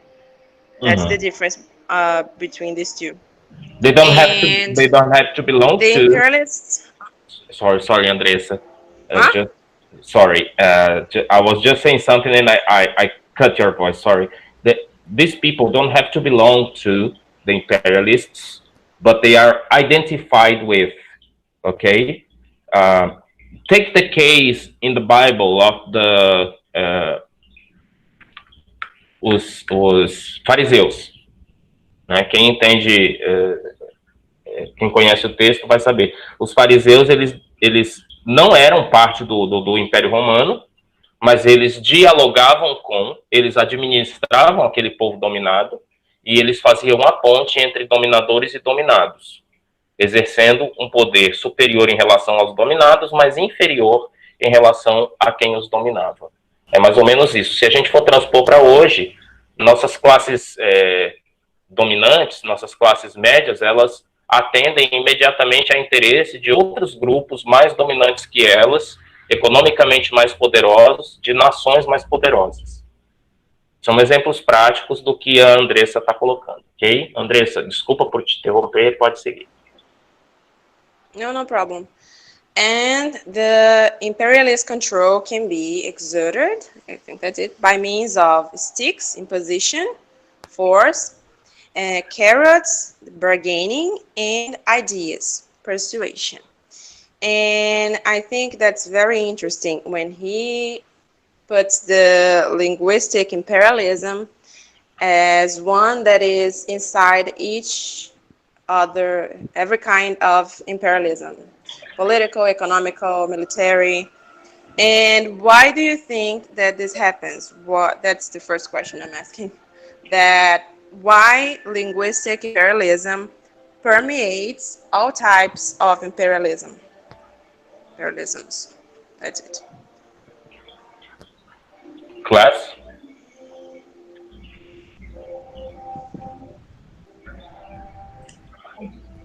Could you repeat the question, please?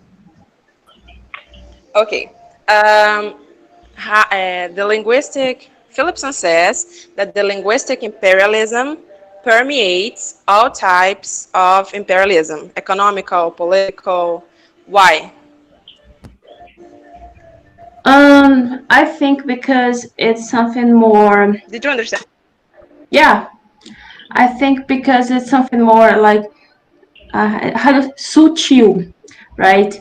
Because if we impose like something political and economic, is going to be more the take the structures of that society, of course, language too, but it's a different way. If you just teach someone and just to get the culture is a different way to teach by force and a political way.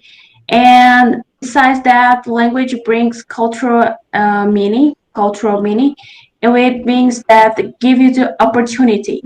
So the person start to watch the perspective in a different way and get us opportunity and get a better life.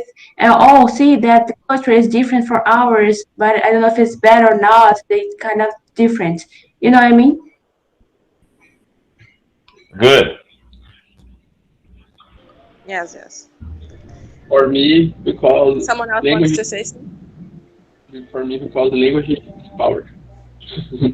So, Yeah, take the case of the imposition of Portuguese in Brazil. Would you say it was implemented in Brazil by means of sticks, carrots, or ideas? Portuguese,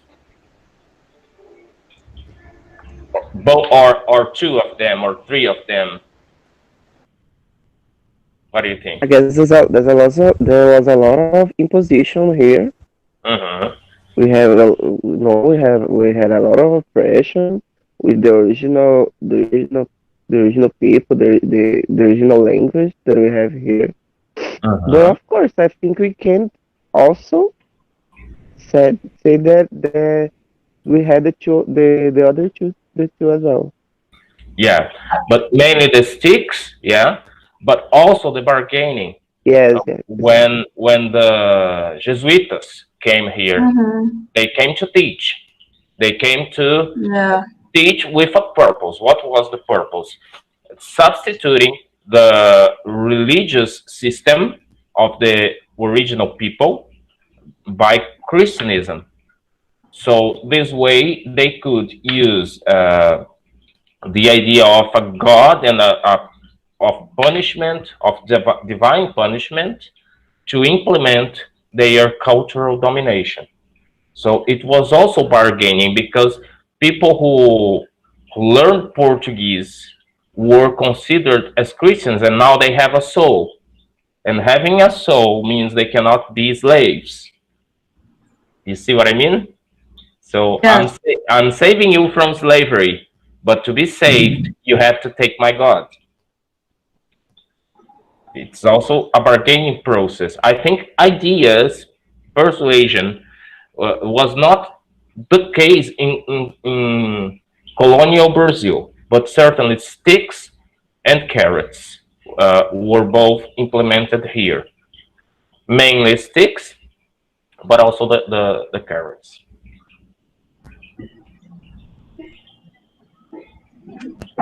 Would you like to say Okay. anything else? No, no. Okay, so this we can see, like the professor was saying, that this imperialism was evolving. They are trying to change this through linguistic penetration in the periphery. If uh, they can persuade people, if they can uh, how can I say, if they can persuade people, they don't need to impose something or be bargaining. It's much better to just, how can I explain this? Vou falar em Seduz? português. Seduz? Se eu falo em português, se Okay. eles conseguirem colocar o idioma no país, no outro país, vamos supor, um país africano, se as pessoas falam inglês, eles não precisam mais conseguir as coisas por meio da força, eles podem muito bem conseguir por meio da persuasão, já que todo mundo entende o idioma, entendeu? Era essa a ideia que eu Uhum. queria passar. Uhum. É uma ideia de sedução.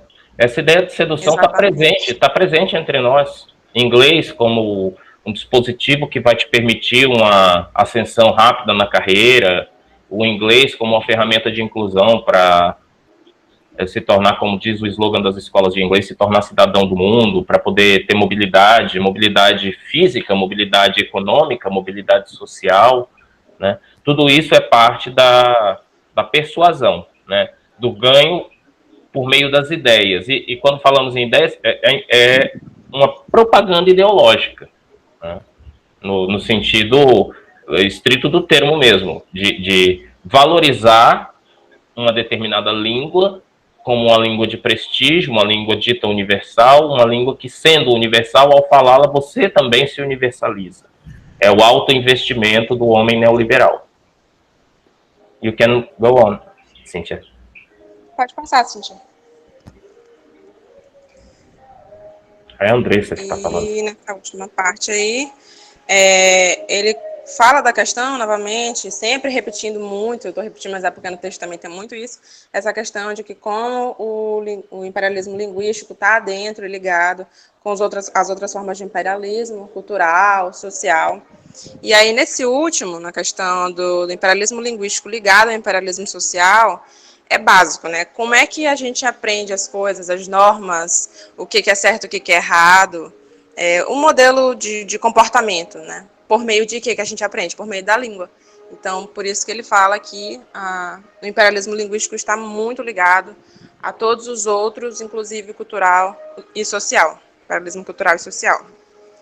E o último conceito que ele traz é esse do linguicismo. Aqui eu coloquei, linguicism refers exclusively to ideologies and structures where language is the means for effecting or maintaining an unequal allocation of power and resources. And in the text, this idea of linguicism is that the language is a língua é o meio pelo qual você mantém essa desigualdade de poder e de recursos. What else? I think there's one more that I wanted to say. Okay, he gives an examples of linguicisms in real life. Like, for example, when a teacher stigmatizes the local dialect spoken by the children, or in a school where the mother tongue of some children are just ignored. And I think that's it. Yeah, I have a good anecdote. I have a good anecdote about it. A personal, how can I say? I have a testimonial here. When I was a child, age 7, I was. I learned the first letters and how to write the first words with my mother. My mother was a teacher in the countryside, escola rural, and she taught me when I was about 5 or 6 how to read and write in Portuguese. And then at that time I lived in the deep sertão cearense. And here in Nordeste, we know that we we learn the vowels, what is the way we learn the vowels? A. Qual a próxima vogal? É. É, I, O, né? E U. Okay, I moved to São Paulo, and I had officially taken the first year of school of formal education in São Paulo. And when the teacher was showing us the vowels, she asked us to repeat A, E, I, O, U. Né? E eu, o cearensezão, destoando da maioria da galera, né? O E aberto, o O aberto. E a professora olha para mim e fala, não tem acento circunflexo, não tem acento agudo nesse E e nesse O. E eu olhei bem na cara dela e falei, e também não tem circunflexo. O que isso diz? Isso foi um gesto intuitivo, infantil, pueril, né? Mas para valorizar o ensino que minha mãe me deu, foi um gesto de resistência linguística, de preservar. Antes de ser linguista, talvez eu já era intuitivamente linguista. Eu estava preservando a identidade cultural da minha região, né? Porque era muito comum, em São Paulo todo nordestino é... Quem já foi para São Paulo sabe, em São Paulo todo nordestino é chamado do quê? É baiano. É baiano. Paraíba. Não é Paraíba, não? Paraíba é no Rio. No Rio todo mundo é Paraíba. Em São Paulo todo mundo é baiano, né? Tem diminuído esse estigma. Tem diminuído o estigma por causa da expansão do Nordeste, tanto expansão econômica quanto expansão industrial, o turismo para cá. Então tem havido maior respeito. Mas nos anos 80, na segunda metade dos anos 80, quando eu fui alfabetizado, era muito pesado, né? E eu tinha que resistir de alguma forma ao bullying, né? Então eu sempre fui muito na ponta da língua as respostas. E nós estamos falando aqui de um gesto de imperialismo linguístico, por um lado, né, na escola, que é um aparelho ideológico de Estado, né, na perspectiva do Althusser, e, por outro lado, um gesto de resistência, né, cultural, que tem a ver com a afetividade da linguagem, tem a ver com não querer deixar a sua língua, o seu modo de falar, não querer negar a sua raiz, não querer negar a alfabetização que foi dada, que tem também a questão familiar, foi fornecida pela minha mãe. Então tem muito aí do que a gente estudou nessa pequena anedota a respeito da minha história de vida. Não sei se vocês se depararam no convívio com pessoas de outras regiões, de outros estados, ou mesmo de outros países, com tentativas de te impor uma forma de falar, um bem dizer, ou se vocês querem falar alguma coisa sobre resistência, sobre imperialismo linguístico e resistência linguística.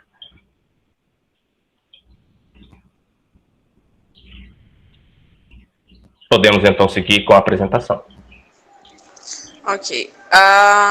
Ele só fecha o conteúdo, o capítulo, utilizando uma descrição de Gilbert, não sei pronunciar o outro nome dele, falando que esse fenômeno do imperialismo linguístico, ele é tão sutil que ele entra na vida das pessoas, na mente dos falantes, de forma que eles acham que eles têm que usar a língua, essa língua do dominador, em todas as funções, todos os aspectos que eles puderem. Aí ele dá exemplo na educação, na filosofia, na literatura, governo e etc. Okay, so this is ideology, okay?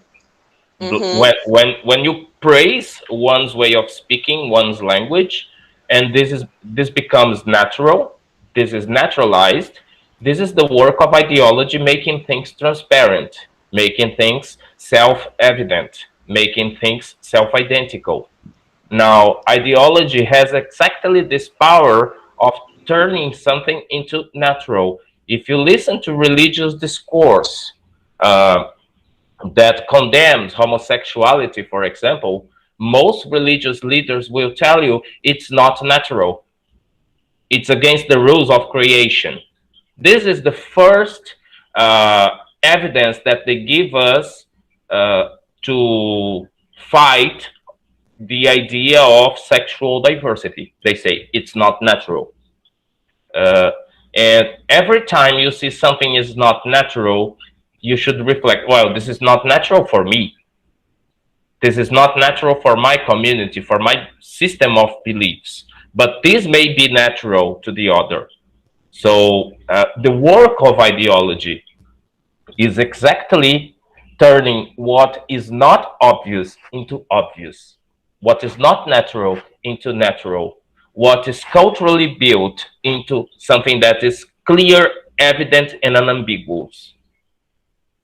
The idea of being clear, of being precise in discourse, the idea of being always making your point clear is an ideological idea, is an ideological investment.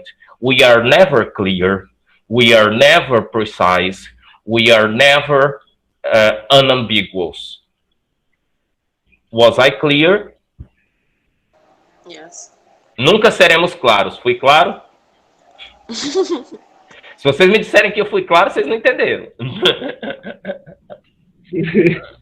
Okay, you can move on. I finished.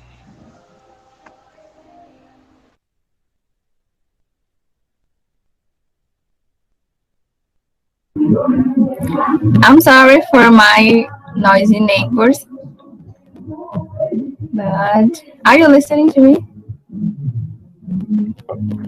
Yes, yes, it's okay. A little bit noisy, but nothing that harms your presentation. That's okay. So I'm gonna talk about cultural imperialism in science, the media and education. Vou até falar que a Andressa já falou, o autor fala de alguns conceitos, assim, várias vezes. Então, por mais que eu algumas vezes pareça redundante, eu estou tentando seguir a linha de pensamento do autor. Ele fala assim, às vezes toda uma reflexão combina num ponto que já foi falada. E... É da natureza científica, Cíntia, ser redundante, ser repetitivo, para reforçar. E é da natureza das ciências humanas ter uma argumentação em espiral, né? Então não se preocupe com isso não, tá? A nossa argumentação ela não é de ponto A a B uma linha reta, a gente vai traçando outros caminhos, normal. Okay. So I'm gonna talk about the other areas of linguistic imperialism as scientific imperialism and cultural imperialism, specific in the media and education, and also about linguistic imperialism using English as the central key. So in the scientific imperialism, I took this part of the text that is a Galton quote. I'm gonna read. If the sender always provides the teachers and the definition of what is worthy of being taught, from the Gospels of Christianity to the Gospels of technology and science, and the periphery always provides the learners, then there is a pattern of imperialism, a pattern of scientific teams from the center who go to the periphery nations to collect data, raw material in the form of deposits, sediments, flora, fauna, archaeological findings, attitudes, opinions, behavioral patterns, and so on, for data processing, data analysis, and theory formation, like industrial processing in general. This takes place in the center universities, the factories, in order to send the finished product, a journal, a book, manufactured goods, back for consumption in the center of the periphery, first having created a demand for it through demonstration effect, training in the center country, and some degree of low-level participation in the data collection team. This parallel is not a joke, it is a structure. So, this pattern of imperialism is called also a structure because the center always provides the teachers and the definition of what is worthy being taught. And I have a question for you that Professor already made. the books that we are using in the classroom, and as a teacher and as a student, where are they from?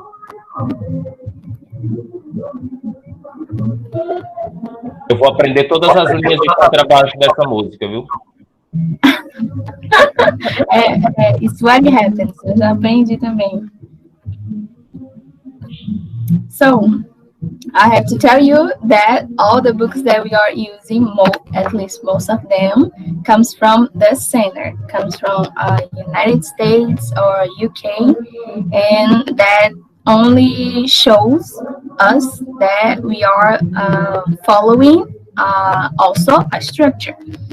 And the periphery always provides the learners that are us, people that want to learn the standard language. Like in this case, I'm talking about English.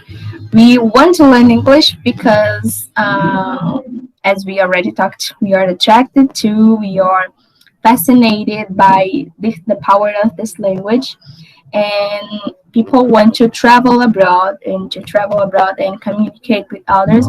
We need to study English, to know English. People want to study, people want to have a successful career, and that's what English schools are. That's why they are selling English, because people want to have a successful career, and like it's like English is the mean to get it. So this in this pattern, center scientific teams go to the periphery nations, they collect data, they go back to center and have this data processing, data analyzing, they form a theory, and this formation of the theories always happen in the center universities, because it's there that they have the universities with these buildings, with laboratories, and all the stuff that they don't have in the periphery, and they construct a product, and they send the finished product. It can be a journal or a book. They send back for consumption of periphery, and the periphery will be like the catalyst for these projects. So in this circle, in this structure, the benefits go to the center, and the periphery keeps dependent. The benefits always go to the center because they are the authors. They have the production authority, and it's always them. And the periphery keeps dependent because they keep waiting for new studies, because they don't have the resources to do it in their own space in periphery. And this structure also causes linguicism that was already mentioned before. The linguicism is the discrimination based on language or dialect, as we already know, like racism. We are familiarized with these types of concepts. So the center's language is always used, like in the books, in the advertising, in programs, while peripheries can be like many languages. Sometimes it's more than one language, or it can be dialects. They are, it's like they are not resourceful enough. That's the reason why center is always using their language. It's like uma razão. I can't even explain. Razão que eles dão é que a língua da periferia não é o suficiente. That's the reason why they always use the center's language, and it's like a way to keep periphery dependent of them. This imperialist. A periferia não tem abrangência, né? Isso. This imperialist structure ensures that West has the monopoly, So they have the monopoly of scientific research, as we see in this Galton's quote. And because the universities, the language, they have the customs, the resources, all those things are greater in center than those in periphery. Okay, Cynthia, would you give me the word for just a moment? Uh, Take a look, guys. This excerpt that Cynthia has selected is really significant for you, for us. It's really precise, making a metaphor of the industrial process.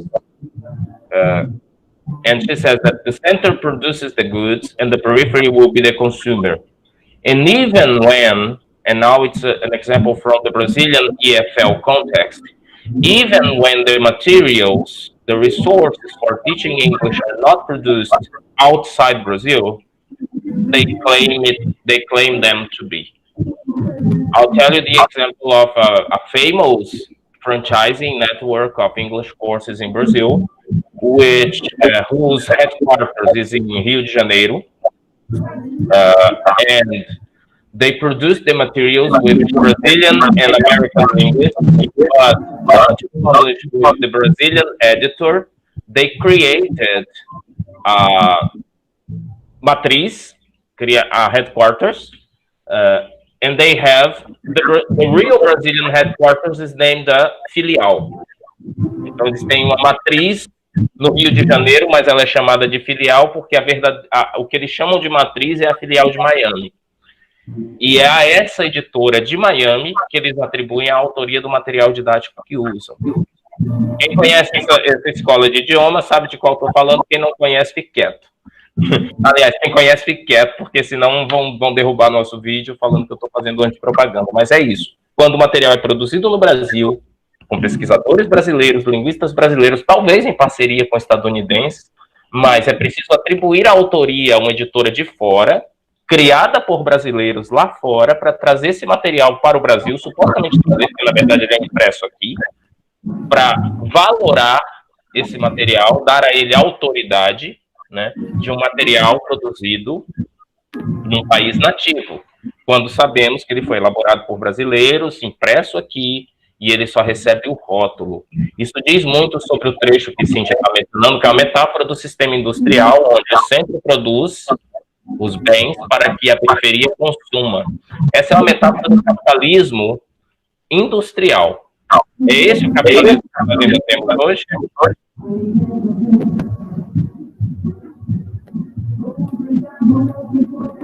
Hoje, os países capitalistas de sucesso são aqueles que produzem ou aqueles que permitem a circulação livre de moeda?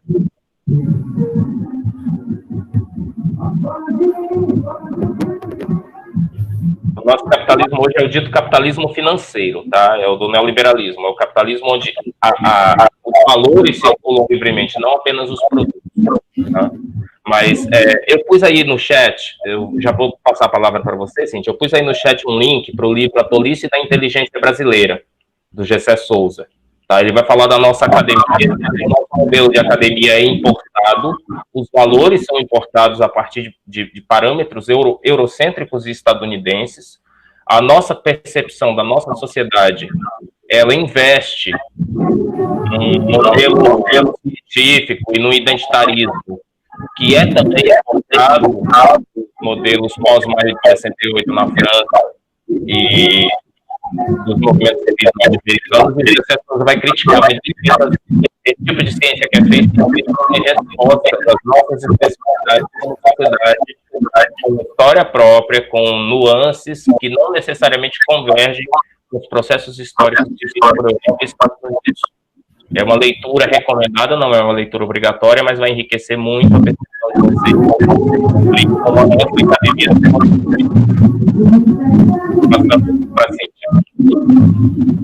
Okay. So the cultural imperialism in the media and education. A society is pressured, forced, and attracted to promote values, system, and structure of a stronger society. As we have already talked about it, like in the first classes, many of us started to study English because it was or forced by parents or by a context or even attracted by a band, a TV series, or a celebrity. And all those items that I mentioned before do not come alone. They all have values, they all have a system and a structure of a stronger society. And much more than that. And we all are unconsciously instructed to promote all of those values and system while we are watching a television program or while we are studying English with a textbook that came from the center. And these values and system and structure, they are promoted by, which means they are promoted by commercial products like films and television, advertising agencies, youth culture.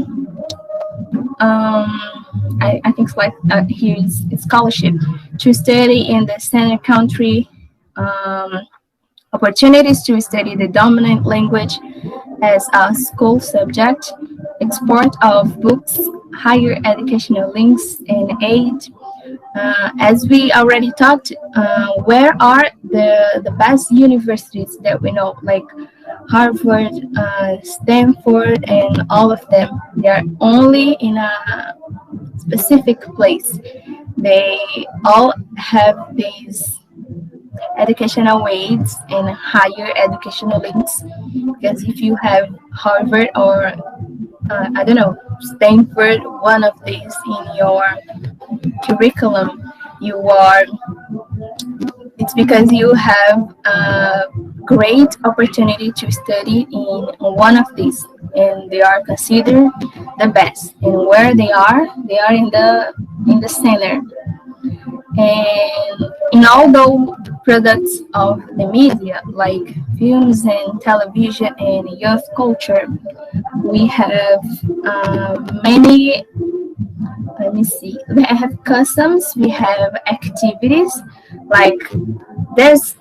I want to know if there is something that you learn from a song or a video or with a celebrity on Instagram that you wanted to do just because just because you saw it in an American movie or because you heard it about in an American series or while you were watching a movie.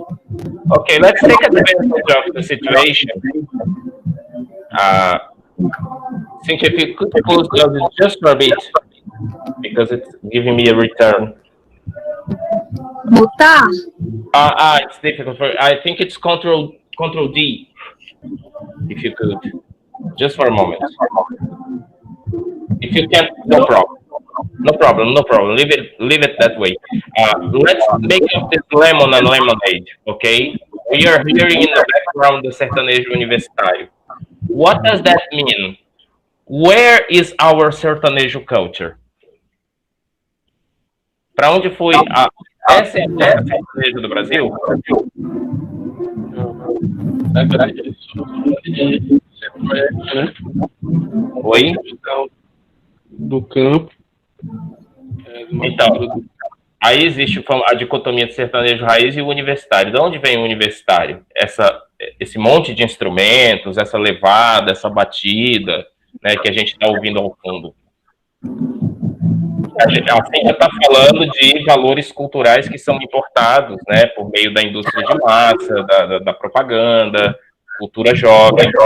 Esse sertanejo que nós temos é uma releitura do country americano, né?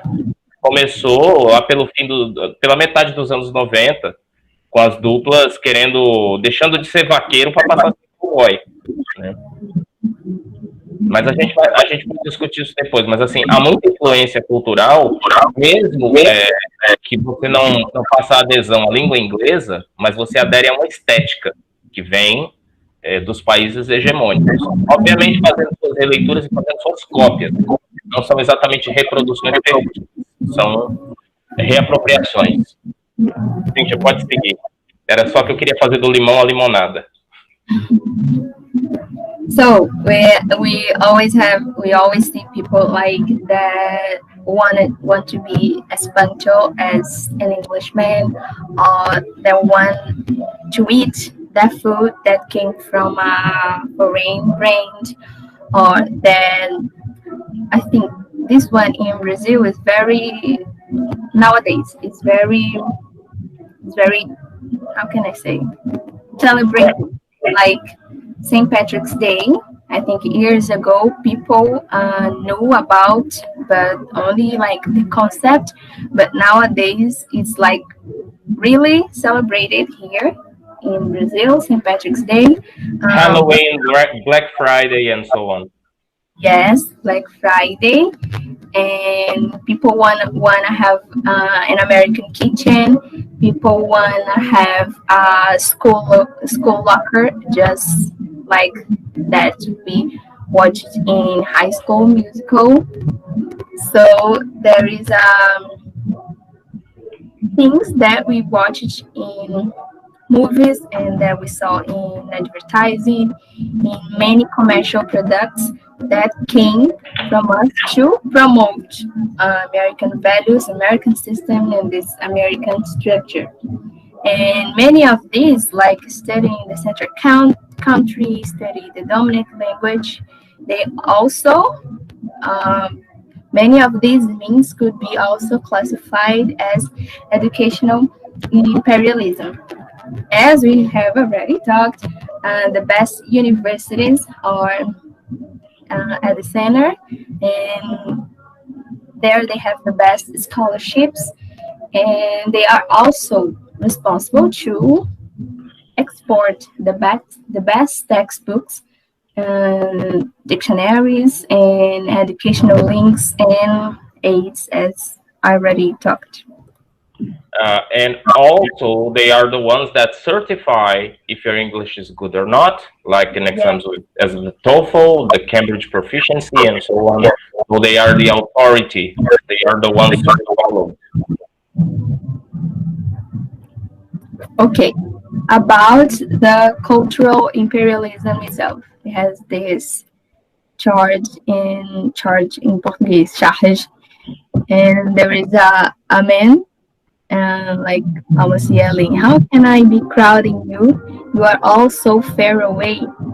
And talking about this cultural imperialism, I brought a killer's definition.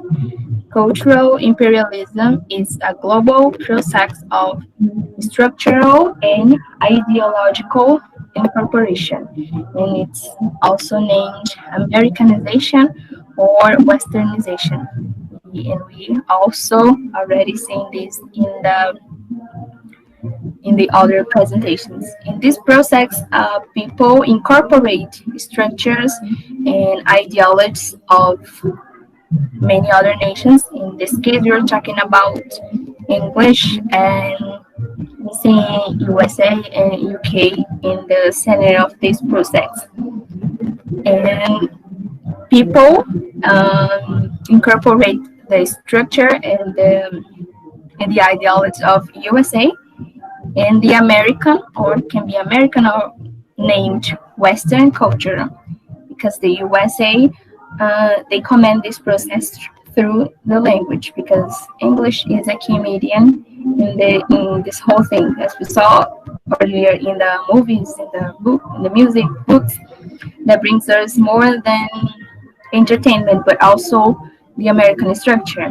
And the author emphasizes again that this incorporation into the norms of the center, and including the language, like here is the most important, causes language hierarchy or linguicism, because all this process helps to keep the language, to keep English, the language of the center, in this case English, and the top, and those who don't know it become the like the target of offenses.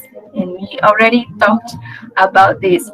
Like here in Brazil, if people don't know how to speak English in many contexts, they like they suffer more than those who already know how to speak English. We have more supplies and content to those who already know how to speak English. Mhm. Like, é como se fosse privilegiado. Yeah, it's a privilege. So we can see these examples of these events in loans from English into other languages. Can you tell me examples of English words in another language? We have I know many of these, but just only in Portuguese, English words in Portuguese. But I know that people um, are able to know other languages. But in Portuguese, we have many English words like tail, milkshake, like fitness, um, Step, we step do carro, né? step. Yes, step. We have many of that, and these all are results of this cultural imperialism, which United States is at the center. Another emphasis is that English linguistic imperialism is advanced by cultural activities as film, videos, and television. Besides pop music is the greatest source of English. Pop music is of course nowadays the most powerful I'm sorry, the most powerful source of English because many of us started to learn many words and the basic of English while we're listening to some music. And in the text, the author also talks about the power of the television, because it's a great source of English. Because kids watch TV before they enter in school. So when they go to a school, they already watched TV. And if the TV was in English, the kids first learn how to speak things in English, and then in the another language that they are going to learn in school. Yeah. One Let's make this a little bit more actual, okay? Now, with the advent of YouTube, children have cell phones and tablets even before they are literate. Now they are accessing YouTube. So it's also a source of for the English spread. Now, I think the phenomenon of TV has been amplified with the phenomenon of the internet, especially the Web 2.0, which brings us video interaction. Video games is part of this industry too. Maybe the child does not know how to play, how to read and write in Portuguese, but by means of repetition, error, and trial and error, the children is able to accomplish a mission in a video game which is described in the English language. The children may even not know what is written on the screen, but by trial and error, he or she is able to accomplish the mission. These are forms of promoting the English language. About video games, there is an article from James Paul G. If you type on Google James Paul G and the word video games, he will talk about the role of the video game educational system nowadays. Uh, I don't have exactly the title of the article here, but it's a good article if you wish to expand your knowledge about video games and literacy and how they can be both a benefit or they can harm if misused the process of formal education. Okay, just to make Philipson a little bit more up to date. What Philipson says is valid, is still valid, but with a different shape now. Yes, I was going to talk about that. That I Oh, sorry. No, it's okay. I was going to tell just an example. I watched a video about I don't know if this term is correct, autistic, but it was a boy that lives in Brazil, but he only spoke English because he watched too many cartoons in English, and he just learned the language before learned how to speak in Portuguese. So many things he was only able to talk in English because of the cartoons and the videos in YouTube, but he couldn't speak all those things in Portuguese. So it's like a great example of how Philipson talked about television, but as Professor said, I think now it's YouTube that is taking its place. How television and today YouTube is a great source of English to kids because they are all watching before entering school, and when they go into school they already know how to do many things in English rather than in Portuguese. The author presents a Danish study of Americanization of Danish life that includes comics, paperbacks, and Danish version of Reader's Digest. Um, Reader's Digest is it's a magazine that exists here in Brazil. It's called Seleções. I made a little research, and it's a great magazine, but they only have the online versions because globalization. People don't buy magazines in paper. They read the magazines through the laptops and so on. It's a really good magazine that enforces American literature and, of course, American structure. And they have many articles about books in English, and that's it. People read the magazine and want to read all the books that they were talking about. The Reader's Digest, and there's another magazines like Time and Life that I think most of them can recognize the names even in English that they were published here in Brazil. All these magazines, they received subsidy from US government to help them establish in the European market. So they were really famous in actually here in Brazil. They were really famous. I think Time was the most famous, and they were famous because they had help from U.S. government to spread their context and the American system and the American structure.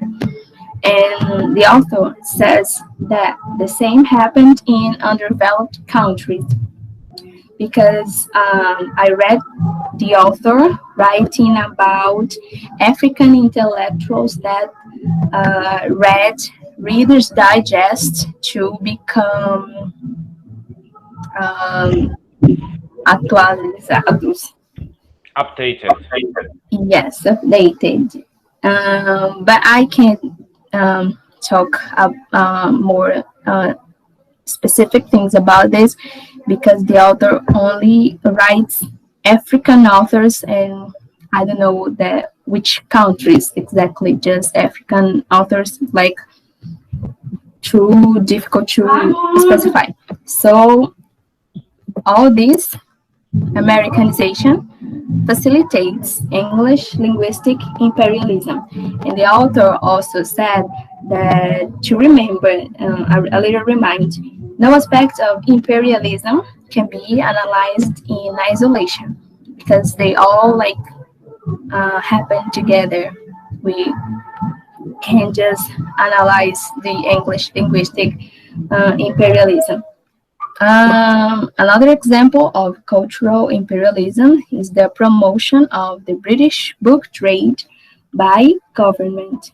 The main goal to do this was to promote the British book trade, to disseminate, of course, Sanders' ideals and also the Sanders language to the periphery. That's the same thing that the US government did.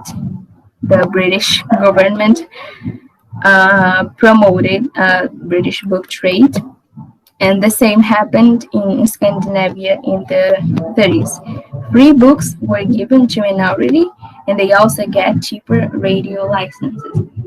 And all of them, the free books, the magazines, and the radio were all, of course, in the dominant language. So they were spread to the periphery, to many countries, and they become used to the language and also could learn how to speak the language and to know, as in case of the Reader's Digest magazine, they could become more used to classic books written in the sender's language that was English. And back that time, I could realize that these efforts to promote English, they were stronger than we can realize nowadays, pelo menos do que eu pude, caso observar, because we do this Americanization today. We do this by ourselves when we have many Brazilian authors writing songs or writing books in English rather than in Portuguese, or when a businessman decides to put a name in English for a new brand that they are our business enterprise, and they put the names in English just because it's cool, even when the brand is created here in Brazil. And Nobody goes to barbearia anymore. They go to a barber shop. yes, that's what I'm talking about. Just That because shop. barber shop sounds cooler than barberia, but it's the same thing. Um, Let me see. About the publications, while you go to the next slide, now you have YouTube, and you can find materials for learners of English on YouTube, on web pages. When I was an adolescent, it was not a long time ago, just 5 years ago. We used to have a magazine called Speak Up. Have you ever heard about this magazine, Speak Up? Speak Up was a magazine designed for English learners as a foreign language. I don't know if they had other publications in other countries, but in Brazil, yes. And Speak Up was a magazine that came along with a cassette tape. So you had the news, so supposedly news. They had level classification. So your according to your level of English.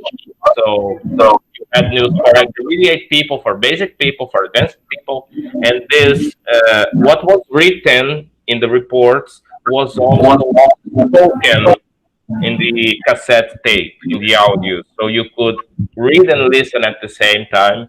It was one of the ways to make you feel as if you were reading and consuming American media.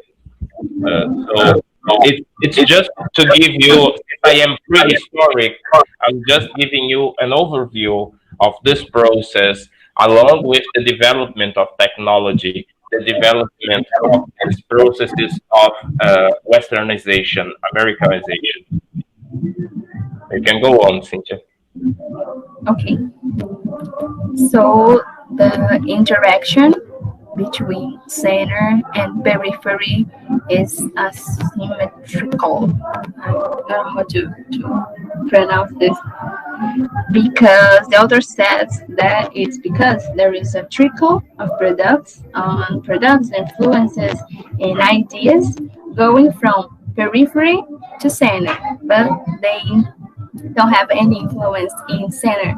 But there is an overwhelming flow going from center to periphery, and those ideals that goes from center to periphery, that are of course the main important. And as the center has the monopoly, is the one who speaks more. So like in this image, Chusan is the one who talks the ideas coming from center to periphery, and all those that even try to go from periphery to center, they are discarded or they don't have any influence. The author also mentions the cultural synchronization, and this happens when the center cultural products serve as models for the periphery, and this causes destruction of the local cultural creativity. For example, when loan words are adopted and used in the foreign form, and even we have a local word to represent it. If you want to participate and tell me some examples of English words that have been adopted instead of Portuguese words that were displaced, for example, and the early presentation in the other day, the girls were talking about planner, because planner is like, we have a word in Portuguese like planejador, or simple agenda, that we have to describe those things, but it came with planner, and we are using planner instead of agenda or planejador. These words were loaned, but we have Portuguese words to do that. Can tell me another example that you think about it?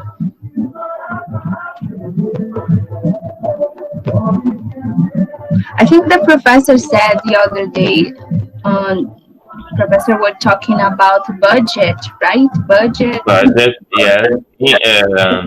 Staff, o staff da companhia. Yes. In this corporate vocabulary, we find a lot of English terms. We have hot dog.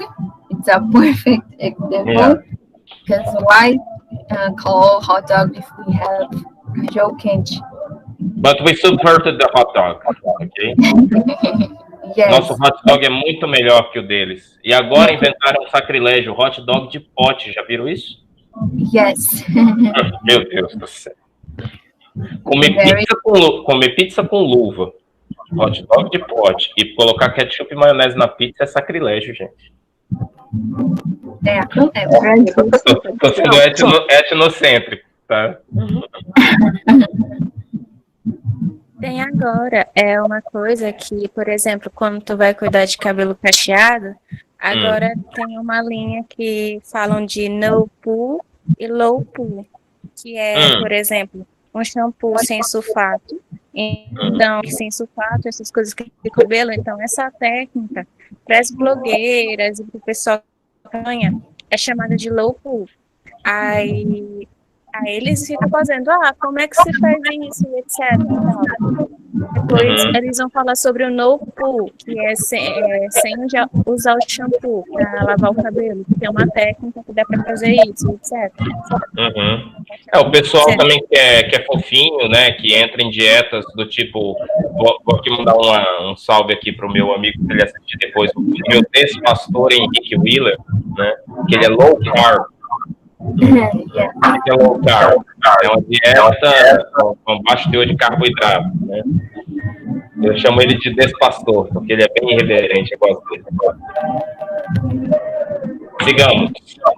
So in other cases, we create a new word. The music here is louder. We create a new word by modifying the foreign version in a new version that combines with the other words in the language. And this process is called by the author as modeling.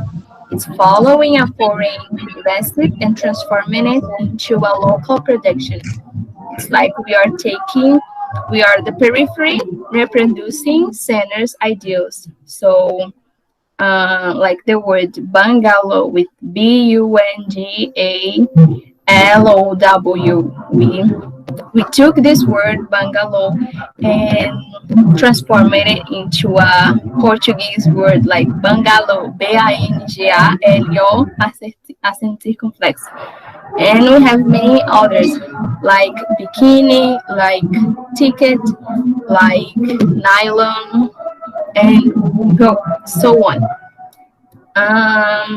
And to finish my presentation, the author mentions the educational aid. The educational aid is a support given for center to peripheries that ensures educational imperialism. But the author writes a critic about this educational way. Although it seems like it's a really good thing to offer a support to the periphery, what are the peripheries needs? The centers, they don't know. And are they passive spectators just to receive this aid and don't talk about it or talk about what they really need, because of course the center has an ideal that is really different from the periphery's ideals. So centers representatives, they do not know because they not study or analyze it, and most important, they don't live the reality of the periphery. That's why the author criticizes this educational aid. So they have an experience of educational aid shows that center needs to extend influence, but without the proper diagnosis of the problems to be solved. So they continue to offer educational aid due to their own interests and not worrying about analyzing it. This does not reduce the impact of center agencies because periphery also depends on the center. That's the reason why it just goes on. And this ELT, English Language Teaching Aid, consists of transfer of a language, a preferred approach to teaching and learning the language, a certain type of training, know-how, and skills. And I think that shows the success of this process, this educational aid. It's when, according to the author, it's when English is adopted as a school subject, because this act, the schools adopting English as a school subject causes consequences for both English and the local language or local languages. And the author said that it was the most important thing when the periphery adopt English as a school subject. That there is a thing that already happened here in Brazil.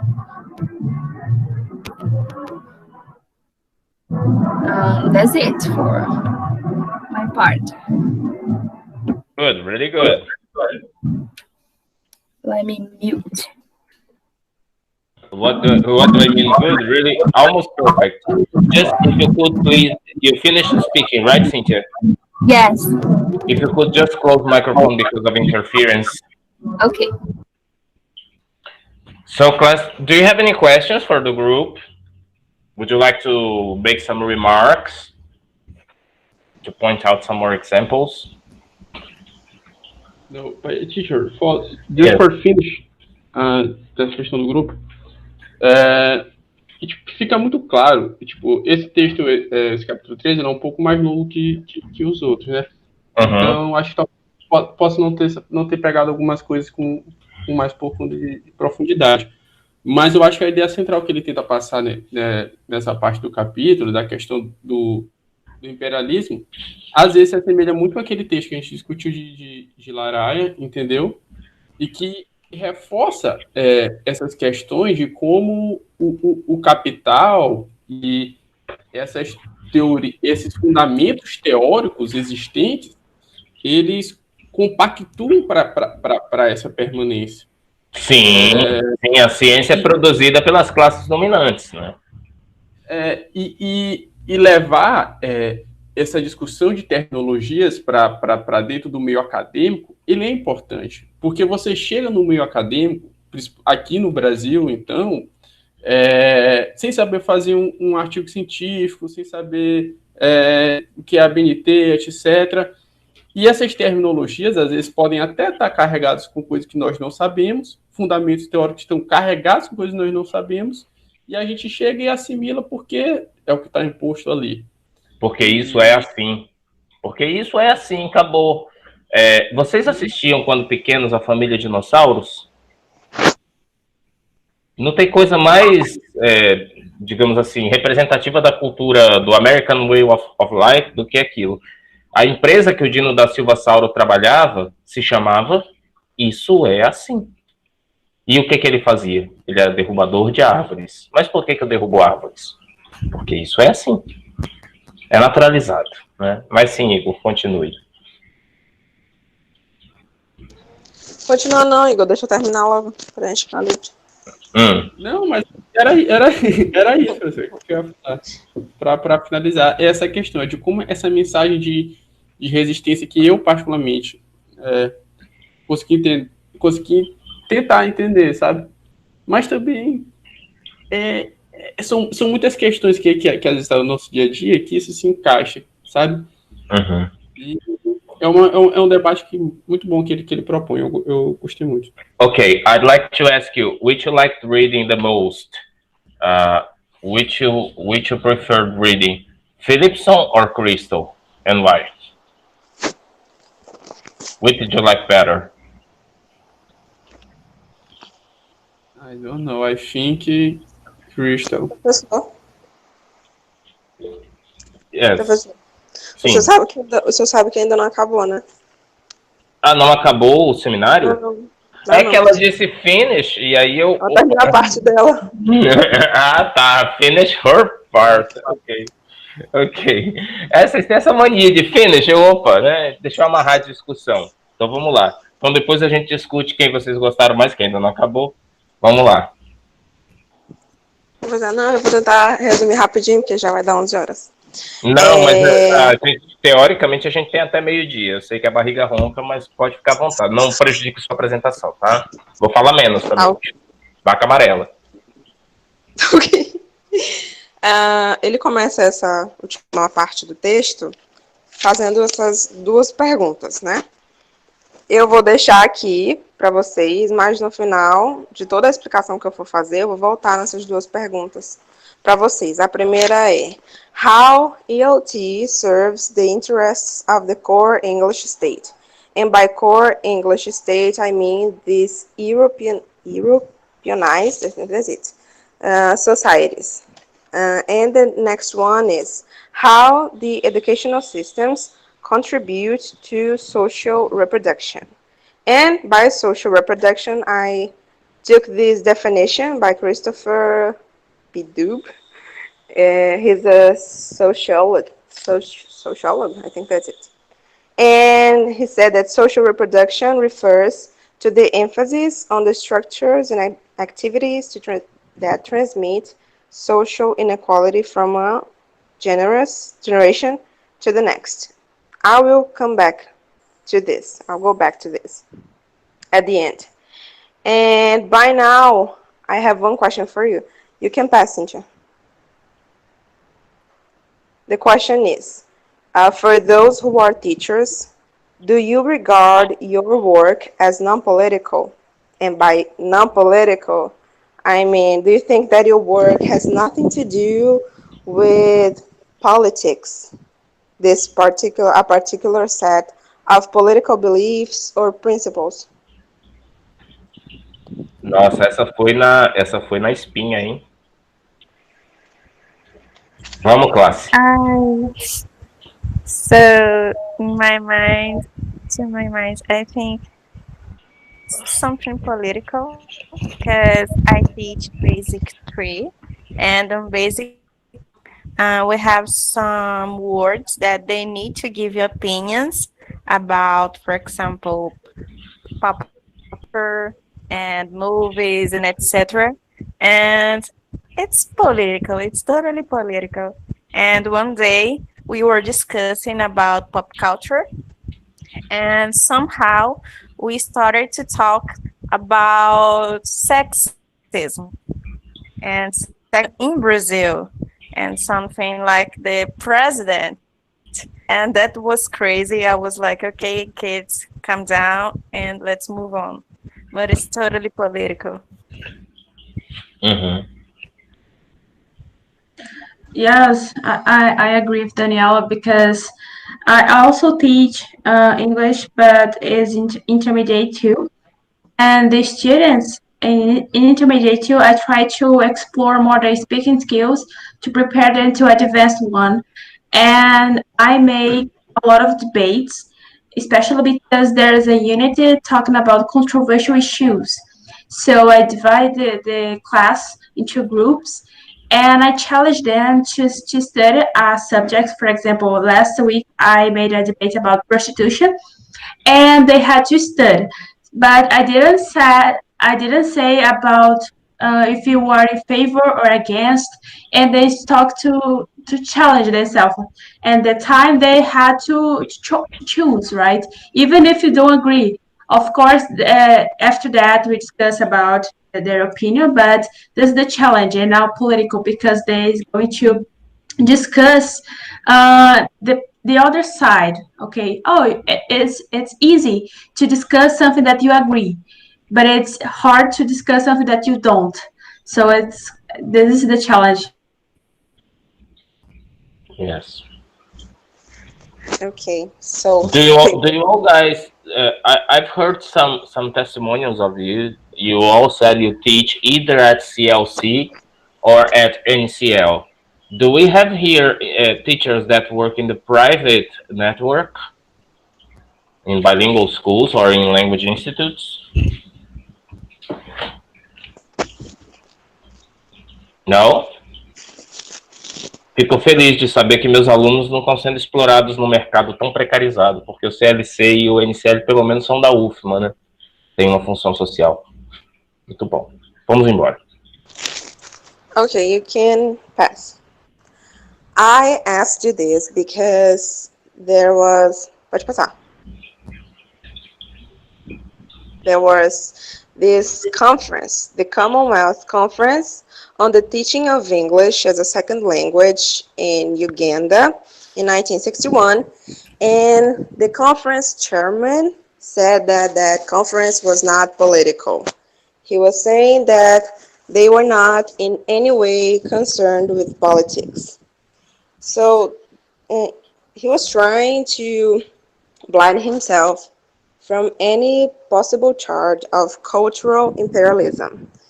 He was saying that that conference was only to talk about technical concerns and that had nothing to do with political issues. But as we saw, as we talked, there is no way that you can separate things like this. In language, when you're talking about language, you cannot just talk about the structure of the language without talking about the content. So he also said, nor can there be any question of believing that we propose by our efforts to supersede or weaken or dilute any of the cultures of Africa and Asia. You can pass.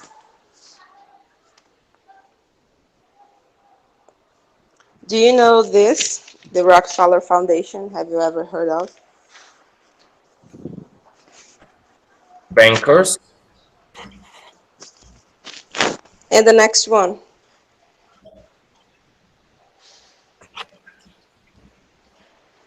You guys. Yes. Okay, I'm reading the comments. So, pode passar, Cynthia. These foundations were examples. Philipson used them examples, sorry. Foundations that were helping the development and growth of some African societies. How did they do that?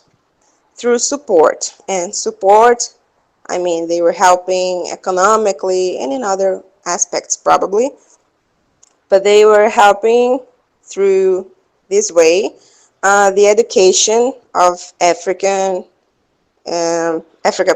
people, and they were also helping social science research and public training institutes. Okay, and this way, by investing in education, investing in English in African countries, they could ensure the American presence in these countries, but only because American elite had some interest in those countries. Did you understand? This was just a strategy.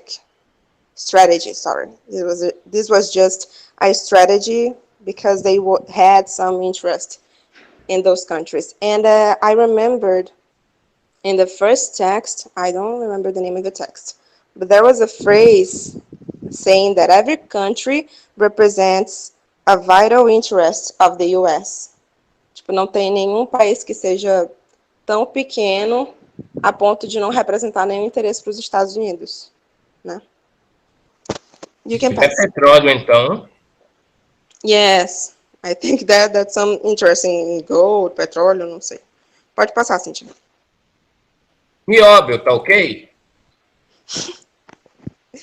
Okay, so he says that if we consider the ELT non-political, we are saying that we can disconnect culture from structure, like I said before. The conference was in the interest of 23 countries, and they were representing their own interests, the interest of each one of these 23 states.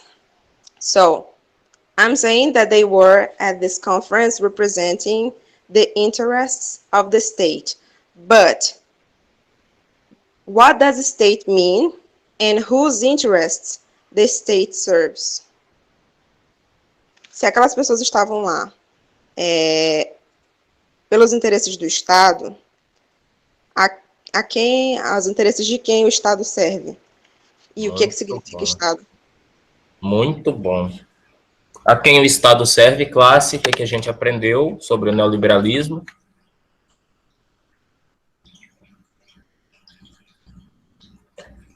Quando vocês ouvem que a economia está bem no noticiário, quem está lucrando? Grandes empresários, os lobbies. Os lobbies, as corporações, o mercado especulativo. No neoliberalismo, no liberalismo econômico, supostamente o Estado serviria ao indivíduo e seria a força reguladora nas relações entre capital e trabalho. O neoliberalismo coloca as forças de mercado como independentes, é aquela ideia da mão invisível do mercado operando, e o Estado tem como função facilitar o desenvolvimento, o crescimento dos mercados, a livre circulação e a livre expansão dos mercados. Acho que a pergunta da Andressa, né, que está falando agora, é muito pertinente. É a Andressa agora. Pode passar, Cindy. Okay, so Philipson works with three definitions of state. The first one, in the liberal political science and also popular belief derived from it, The national state is regarded as being raised above particular interests of all. So basically, in the first definition, it's saying that the state serves the interest of everyone. But do you believe that? Can we say that the state is looking for everyone? I'd quote George Orwell. Todos são iguais, mas alguns são mais iguais que os outros. Exatamente. E por conta disso, ele fala que essa primeira definição falha em explicar por que existe desigualdade social, porque como é que isso é reproduzido se o Estado está aí para atender os interesses de todo mundo, né? So moving on, he presents the second one, in classical Marxist political science, the capitalist state is regarded as emerging from the relations of production and serves to protect and reproduce the dominance of the, I don't know how to pronounce this, is bourgeoisie. And this one we can see that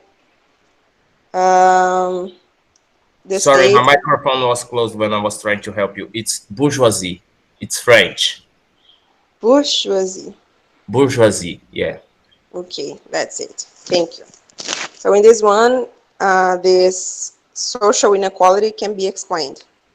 And in the last one, in neo-Marxism theories, the state is regarded not as an institution, but as a relation by means of which the class structure is reproduced. Ele sempre trabalha com essas questões de reprodução da cultura, reprodução social, e a gente vai continuar trabalhando com essas definições.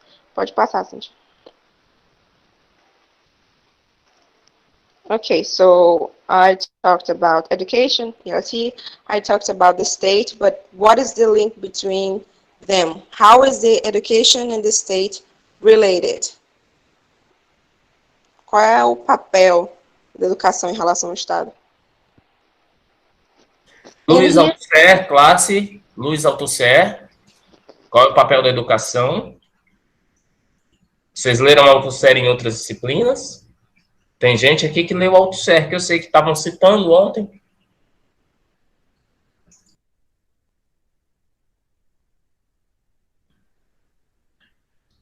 Vamos lá. A educação é um dos State Ideological Apparatuses, aparelhos ideológicos de Estado. Pode passar, Cid. Bora, gente. Okay. So he presents this relationship as the education serving the state, fulfilling three functions. The first one is economic, reproductive, como eu falei, a reprodução. Sempre tem a reprodução social, a reprodução cultural e agora a reprodução econômica. The second one, ideological, and the third one, repressive. So he explains like this. Pode passar. The first one, this economic reproductive, he said that is the qualification for work in the economy.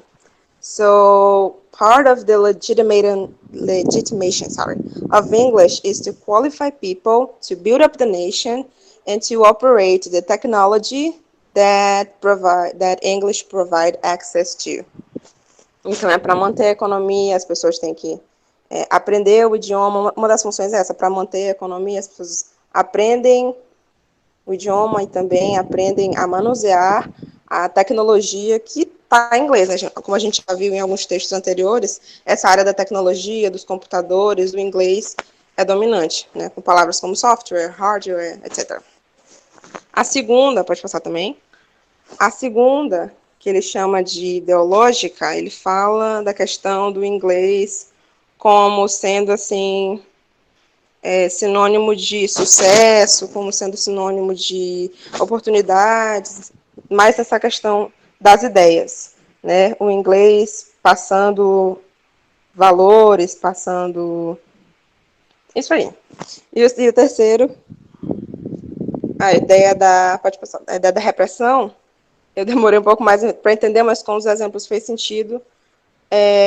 principalmente nos países em que você tem o inglês como a língua principal dentro das escolas, né? Repressão no sentido de que você é obrigado a usar o inglês e que acaba sendo complicado. Vamos supor, para mim seria muito complicado ter que aprender, por exemplo, matemática ou biologia através do inglês, né? Que tem os seus termos específicos e outras coisas. Pode passar. About the state. The state not only ensures certain types of knowledge and skills are reproduced in schools, but also commissions the knowledge and needs from higher education research institutes. And by that it means that the state gives, but the state also takes what it needs from. I think that the professor already said that it's about investing, making investments in these countries. I'm giving you knowledge and I'm investing in education, but they also, how can I say, eles podem também muito bem influenciar em questão de pesquisa. Querem uma área, saber alguma... Como é que eu posso dizer, Jesus? Espera rapidinho. Essas corporações podem, inclusive, investir na política. Também, mas ele fala da questão do ensino superior, desses institutos como se eu investindo na educação, mas aí eu também quero algo em troca. Né? Então ele acaba tendo... Acho que aqui a gente cai numa discussão que é interessante, porque tem a ver com o futurice, né? As famosas fundações e empresas privadas que contribuem para o ensino superior. Exatamente. Qual é a implicação disso? Eu acho que tem a ver atual, né? Nós mas tivemos há algum tempo, quando o Natalino tomou posse, o anúncio de que a UFMA iria aderir ao Futurice. Quais as implicações disso?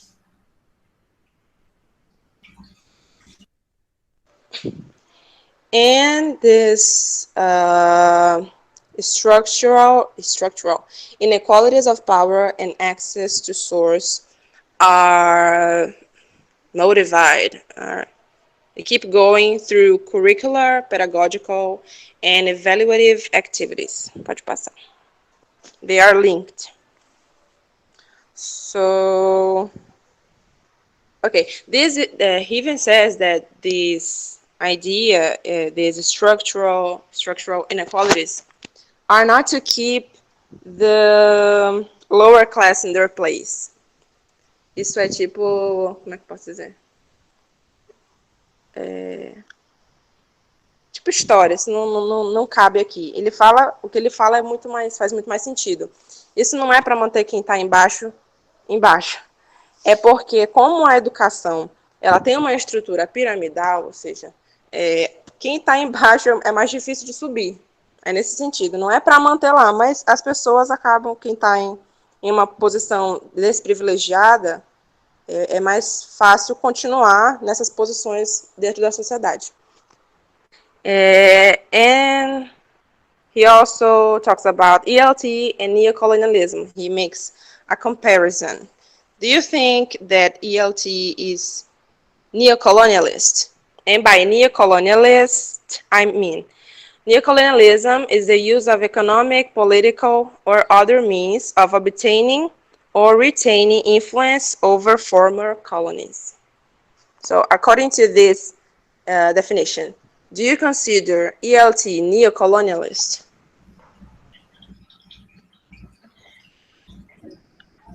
Yes, somehow, because as we discussed before, we have the book and all the system that we have to teach. Sometimes we can't teach what we really want because some institutions, right? And the general, right? We have to pass this to the students, especially when we speak an American accent and a cultural accent, American culture. Even if we don't realize we're doing it, we do it. So I think that's it. Someone else? It's better when we don't realize that we are doing what we are doing. It means that ideology has worked fine.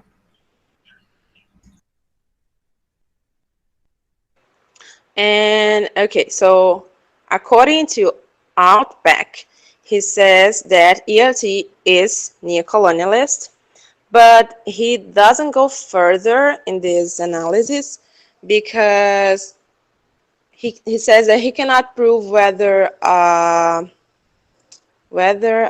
country is neocolonialist in a specific moment of helping another nation or if it's not. So he says that it's a complex and sensitive content. So he doesn't go further in this link between ELT and neocolonialism, but he says that there are, pode passar, there are proof of imperialism structure.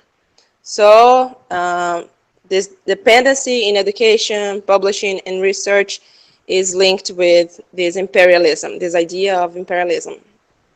And as we said before, cultural reproduction are the values and norms of dominant groups that are transmitted by hegemonic processes. I think that's it.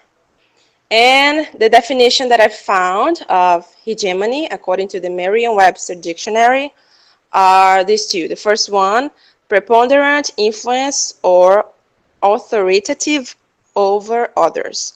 And the second one, the social, cultural, ideological, or economic influence exerted by a dominant group. So this is what means hegemony, and he links this in the text, the idea with hegemony, imperialism, and the ELT. So hegemony he says that hegemony refers to dominant ideas that we take for granted.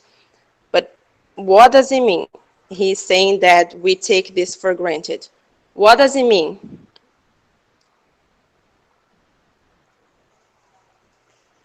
You can read again the definition if you have any doubt. That's obvious. Something that's obvious, unquestionable. Yes, this idea. He says that we take that for granted because nesse processo, quando ele fala, adoro ficar trocando para o português, quando ele fala da hegemonia, quando ele fala da hegemonia, ele fala que é quando você passa a aceitar uma coisa assim como já é normal, como você estava falando antes, essa questão do normal, né? O que é normal. E na hegemonia eles passam a aceitar os valores, a cultura e etc. Tudo de uma outra nação, vamos dizer assim, como algo normal e a única outra opção que existe, né? Então você faz daquilo, você faz daquilo seu. Pode O que é normal só é normal porque um dia foi normalizado. Isso é importante a gente ter em mente. O normal é a norma, e uma norma é sempre prescrita. Aí ele traça essa comparação entre essas três palavras, entre hegemony, legitimation, and ideology, as similar but different. You can already read the concept of hegemony. There is the concept of ideology as a set of beliefs or opinions of the group or an individual. And legitimation means to make something lawful or legal, making something acceptable, and because of this has like a negative connotation, like it's a compensatory character. That's how he presents the word legitimation. Então, e tem muito essa questão da legitimação do inglês, né? Aí, tipo assim, depois que uma coisa já foi feita, é que você vai tornar um aspecto compensatório. Você vai tornar legal e assim por diante. Pode passar. He also links this English linguistic hegemony with the ELT profession and the maintenance of English as a dominant language. Could you explain? Eu só coloquei os tracinhos ali, mas how could you explain, in your own words, this link between English linguistic hegemony, ELT profession, and maintenance of English as a dominant language?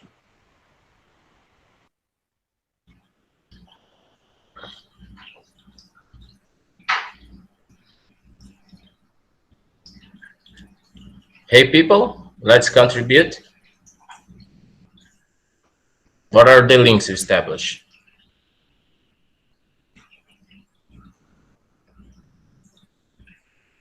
What does it have to do?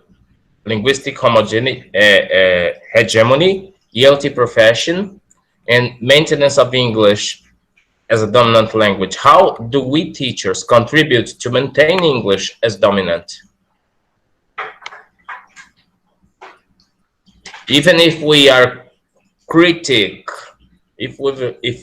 even if we have a critical point of view of these, do you think we contribute to keep it hegemonic? Produzindo cultura, né, professor? Desculpa, Igor, de novo. É produzindo cultura, né, no ensino. Produzindo, divulgando, né? Isso.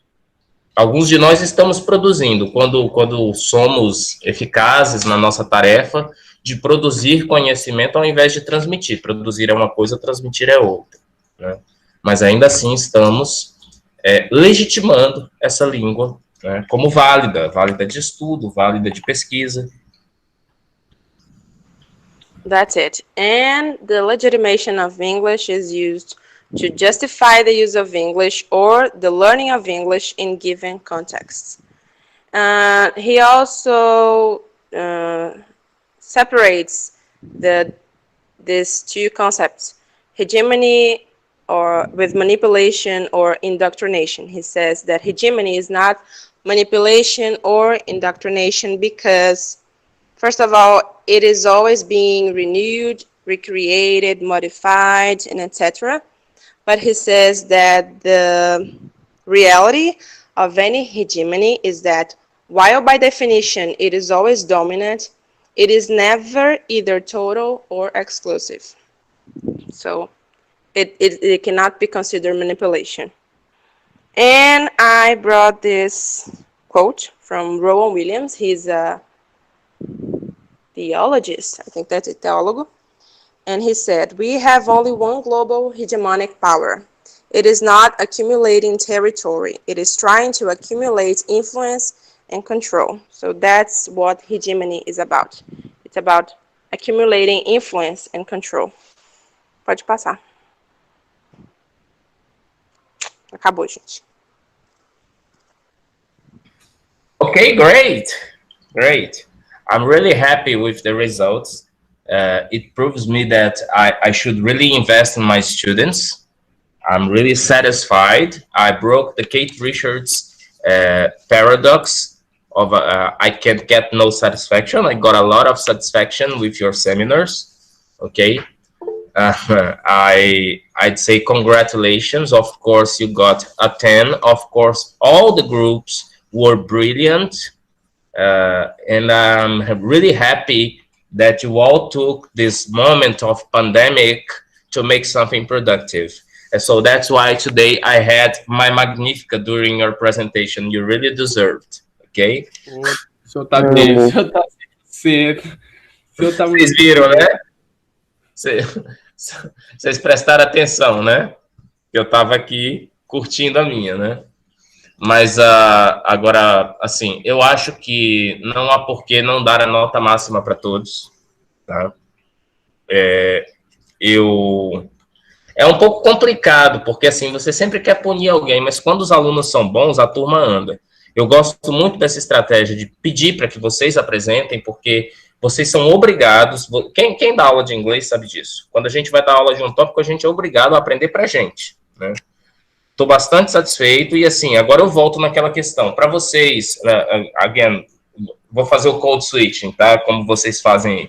Again, which do you like better to read, Crystal or Philipson? Most of you said Crystal, but does anybody like Philipson the most?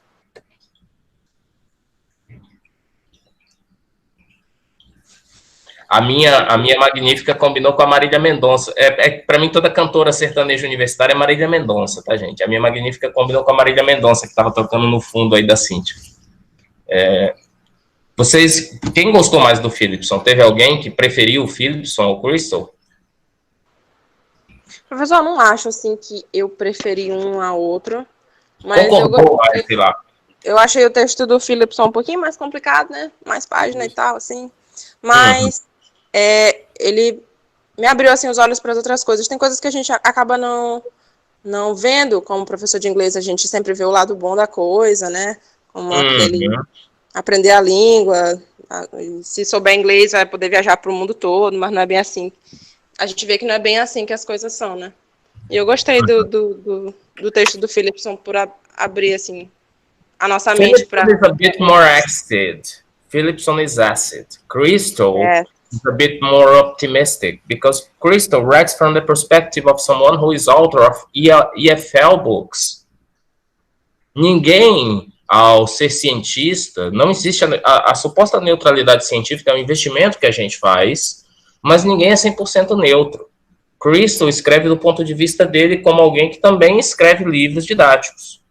O Philipson, não sei se o Philipson, eu não achei nada do Philipson em termos de livro didático. O Philipson escreve de uma outra perspectiva, eu diria que de uma perspectiva mais marxista hardcore, né? Ele é um marxista hardcore, se a gente pode dar esse termo. E ele pega a coisa mais pela questão de hegemonia, de poder, né? O Philipson, o Crystal, às vezes ele investe naquela coisa at the right time, at the right place, né? Foi casual, o inglês estava no momento certo, na hora certa. O Philipson, ele faz um depict, né? Ele disseca esse processo de implementação do inglês como língua global, ou como almejada língua global, e mostra as implicações políticas disso, as causas políticas também, e econômicas e sociais, né? E ele está escrevendo de uma perspectiva de quem está vendo o neoliberalismo se consolidar. Em 1992, a gente estava no Brasil consolidando planos econômicos, planos de privatização, abrindo os nossos mercados para os carros produzidos lá fora, para não só os carros, né, mas os carros como um exemplo maior da abertura tecnológica, técnica e tecnológica do país, para as grandes corporações. Então, ele é um pouquinho mais ácido nessa crítica, né? Ambos têm uma contribuição muito grande para nós, né, como professores de inglês, que se pretendem exercer essa profissão de maneira crítica, né? Eu acho que o nosso grande diferencial, e assim, não estou desmerecendo quem dá aula em Instituto de Língua e não é formado em letras, mas o nosso grande diferencial é esse espírito crítico e esse conhecimento de língua e de história da língua, essa arqueologia da língua que a gente pode fazer no curso de letras. Então, eu realmente fico feliz quando eu vejo que vou colocar no dito mercado alunos críticos ao papel que eles próprios exercem, tá? Então, vamos falar um pouquinho da próxima aula. Está chegando a hora do almoço, eu já tomei a minha aqui para abrir o apetite, como diz o Chico Science, uma cerveja antes do almoço é muito bom para ficar pensando melhor. Daqui a pouco, ainda bem que Abraão não está mais no ministério, senão ia querer me punir por tomar uma cerveja durante a aula. Então, vamos combinar o seguinte, vocês vão ler para amanhã, já devem estar lendo, acredito, a ordem do discurso, né, com Michel Foucault. A gente vai ver toda essa relação entre língua e poder, né, como a língua, enquanto conhecimento, é poder, como ela está relacionada ao desejo de imposição de uma verdade, ou de validação, não sei se de imposição somente, mas de validação, de implementação de uma verdade como verdade dominante.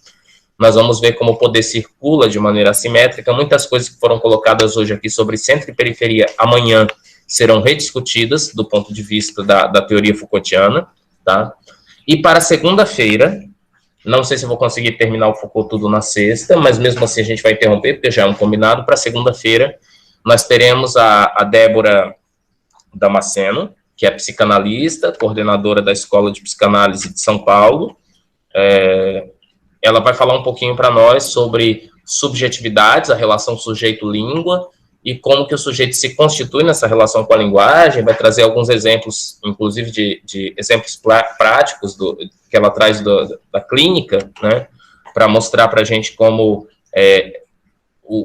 a noção de sujeito transita ao longo da história. Por que isso? Porque a noção de sujeito vai ser muito cara para nós quando nós entrarmos nas teorias da análise do discurso, que vão ser a nossa ferramenta, elas vão se constituir na nossa ferramenta para a elaboração de um trabalho final dessa disciplina, mas também podem se constituir como nossa ferramenta para um eventual trabalho final de curso de vocês, para um eventual mestrado, aqueles que gostarem de análise do discurso, que se identificarem com essa teoria. Eu, né, me identifico muito, né? Aqueles que gostarem, de repente quiserem desenvolver um TCC, né? Podem até falar comigo depois. Eu tenho muito interesse tanto nessa coisa do digital, das mídias digitais sob a perspectiva da análise do discurso, quanto da análise do discurso voltada à questão da análise de materiais didáticos, né? Essa coisa de valorização e desvalorização cultural, política linguística, usando a análise do discurso como ferramenta para investigar as ideologias que circulam nos livros didáticos, no discurso de professores, no discurso de alunos. São as duas correntes que me marcam aí como sujeito linguista, né? Eu, por hoje, eu agradeço muito a participação de vocês. Eu não tenho palavras para expressar a satisfação, a qualidade dos trabalhos de todos. Todos conseguiram obter sua nota máxima. Eu espero que todos mantenham, para isso precisam tirar aquela nota 7, né, para que esse 10 seja preservado, porque se cair de 7, aí eu vou fazer uma média aritmética, mas quem tirar pelo menos o 7 no trabalho final, que deve ser escrito, com certeza vai manter esse seu 10 que vocês tiraram, todos vocês que apresentaram, tá? Inclusive ao ouvinte, eu gostaria de dar 10 para o ouvinte, pena que o SIGA não me permite, tá? Então, eu deixo aqui o meu agradecimento, os meus parabéns, e peço a vocês que, se quiserem divulgar, se vocês quiserem divulgar a palestra da professora Débora, vocês podem fazer isso nas redes sociais de vocês. Ela vai ser transmitida aqui, vai ser para a turma, tá? Porque o direito a intervenções, o direito a perguntas, a fala, vai ser para a turma. E se o Daniel, eu não sei se o Daniel, meu orientando, vai querer assistir, vai poder assistir. O Daniel também vai poder entrar aqui, como já entrou algumas vezes. Mas no canal do YouTube vai estar aberto para comentários, e de repente, se a gente tiver um espaço, eu leio os comentários no canal do YouTube, para incluir essas pessoas que vão assistir pela transmissão ao vivo. Podem divulgar nas redes de vocês. O meu canal, se vocês buscarem lá José Uchoa no YouTube, vai aparecer um caboclo feio de barba, lá sou eu, tá bom? Tá certinho, gente? Então, alguém quer falar alguma coisa sobre os seminários? Como foi a experiência de vocês fazendo? Se vocês acharam mais efetivo do que as aulas expositivas? Eu tenho um pouco de preguiça com aula expositiva. Eu gosto mais de seminário, porque eu fico dando pitaco e eu já peço desculpa, gente, eu sou ansioso. Então, quando eu vejo uma coisa que o aluno falou que é legal, eu já quero fazer o link com a coisa que eu tenho para falar, mas eu acho que do nosso jeito do meu jeito assim meio torto, quem sabe eu possa ter contribuído em alguma coisa para vocês refletirem melhor. Alguém quer falar algo? Não, amanhã a gente fala, professor. Tá todo mundo morrendo de fome, né? Então tá bom, meu pintor chegou também. Hoje ele me deu uma folga de manhã para poder dar aula direito, não teve barulho de lixa, de maquita, né? Foi ótimo. Mas obrigado, então. Amanhã nós nos conversamos. Amanhã nós temos um encontro marcado com o Michel Foucault, também conhecido como Tio Fu, tá? Leiam o Tio Fu. Um abraço, gente. Valeu. Amanhã, professor. Valeu. Boa tarde.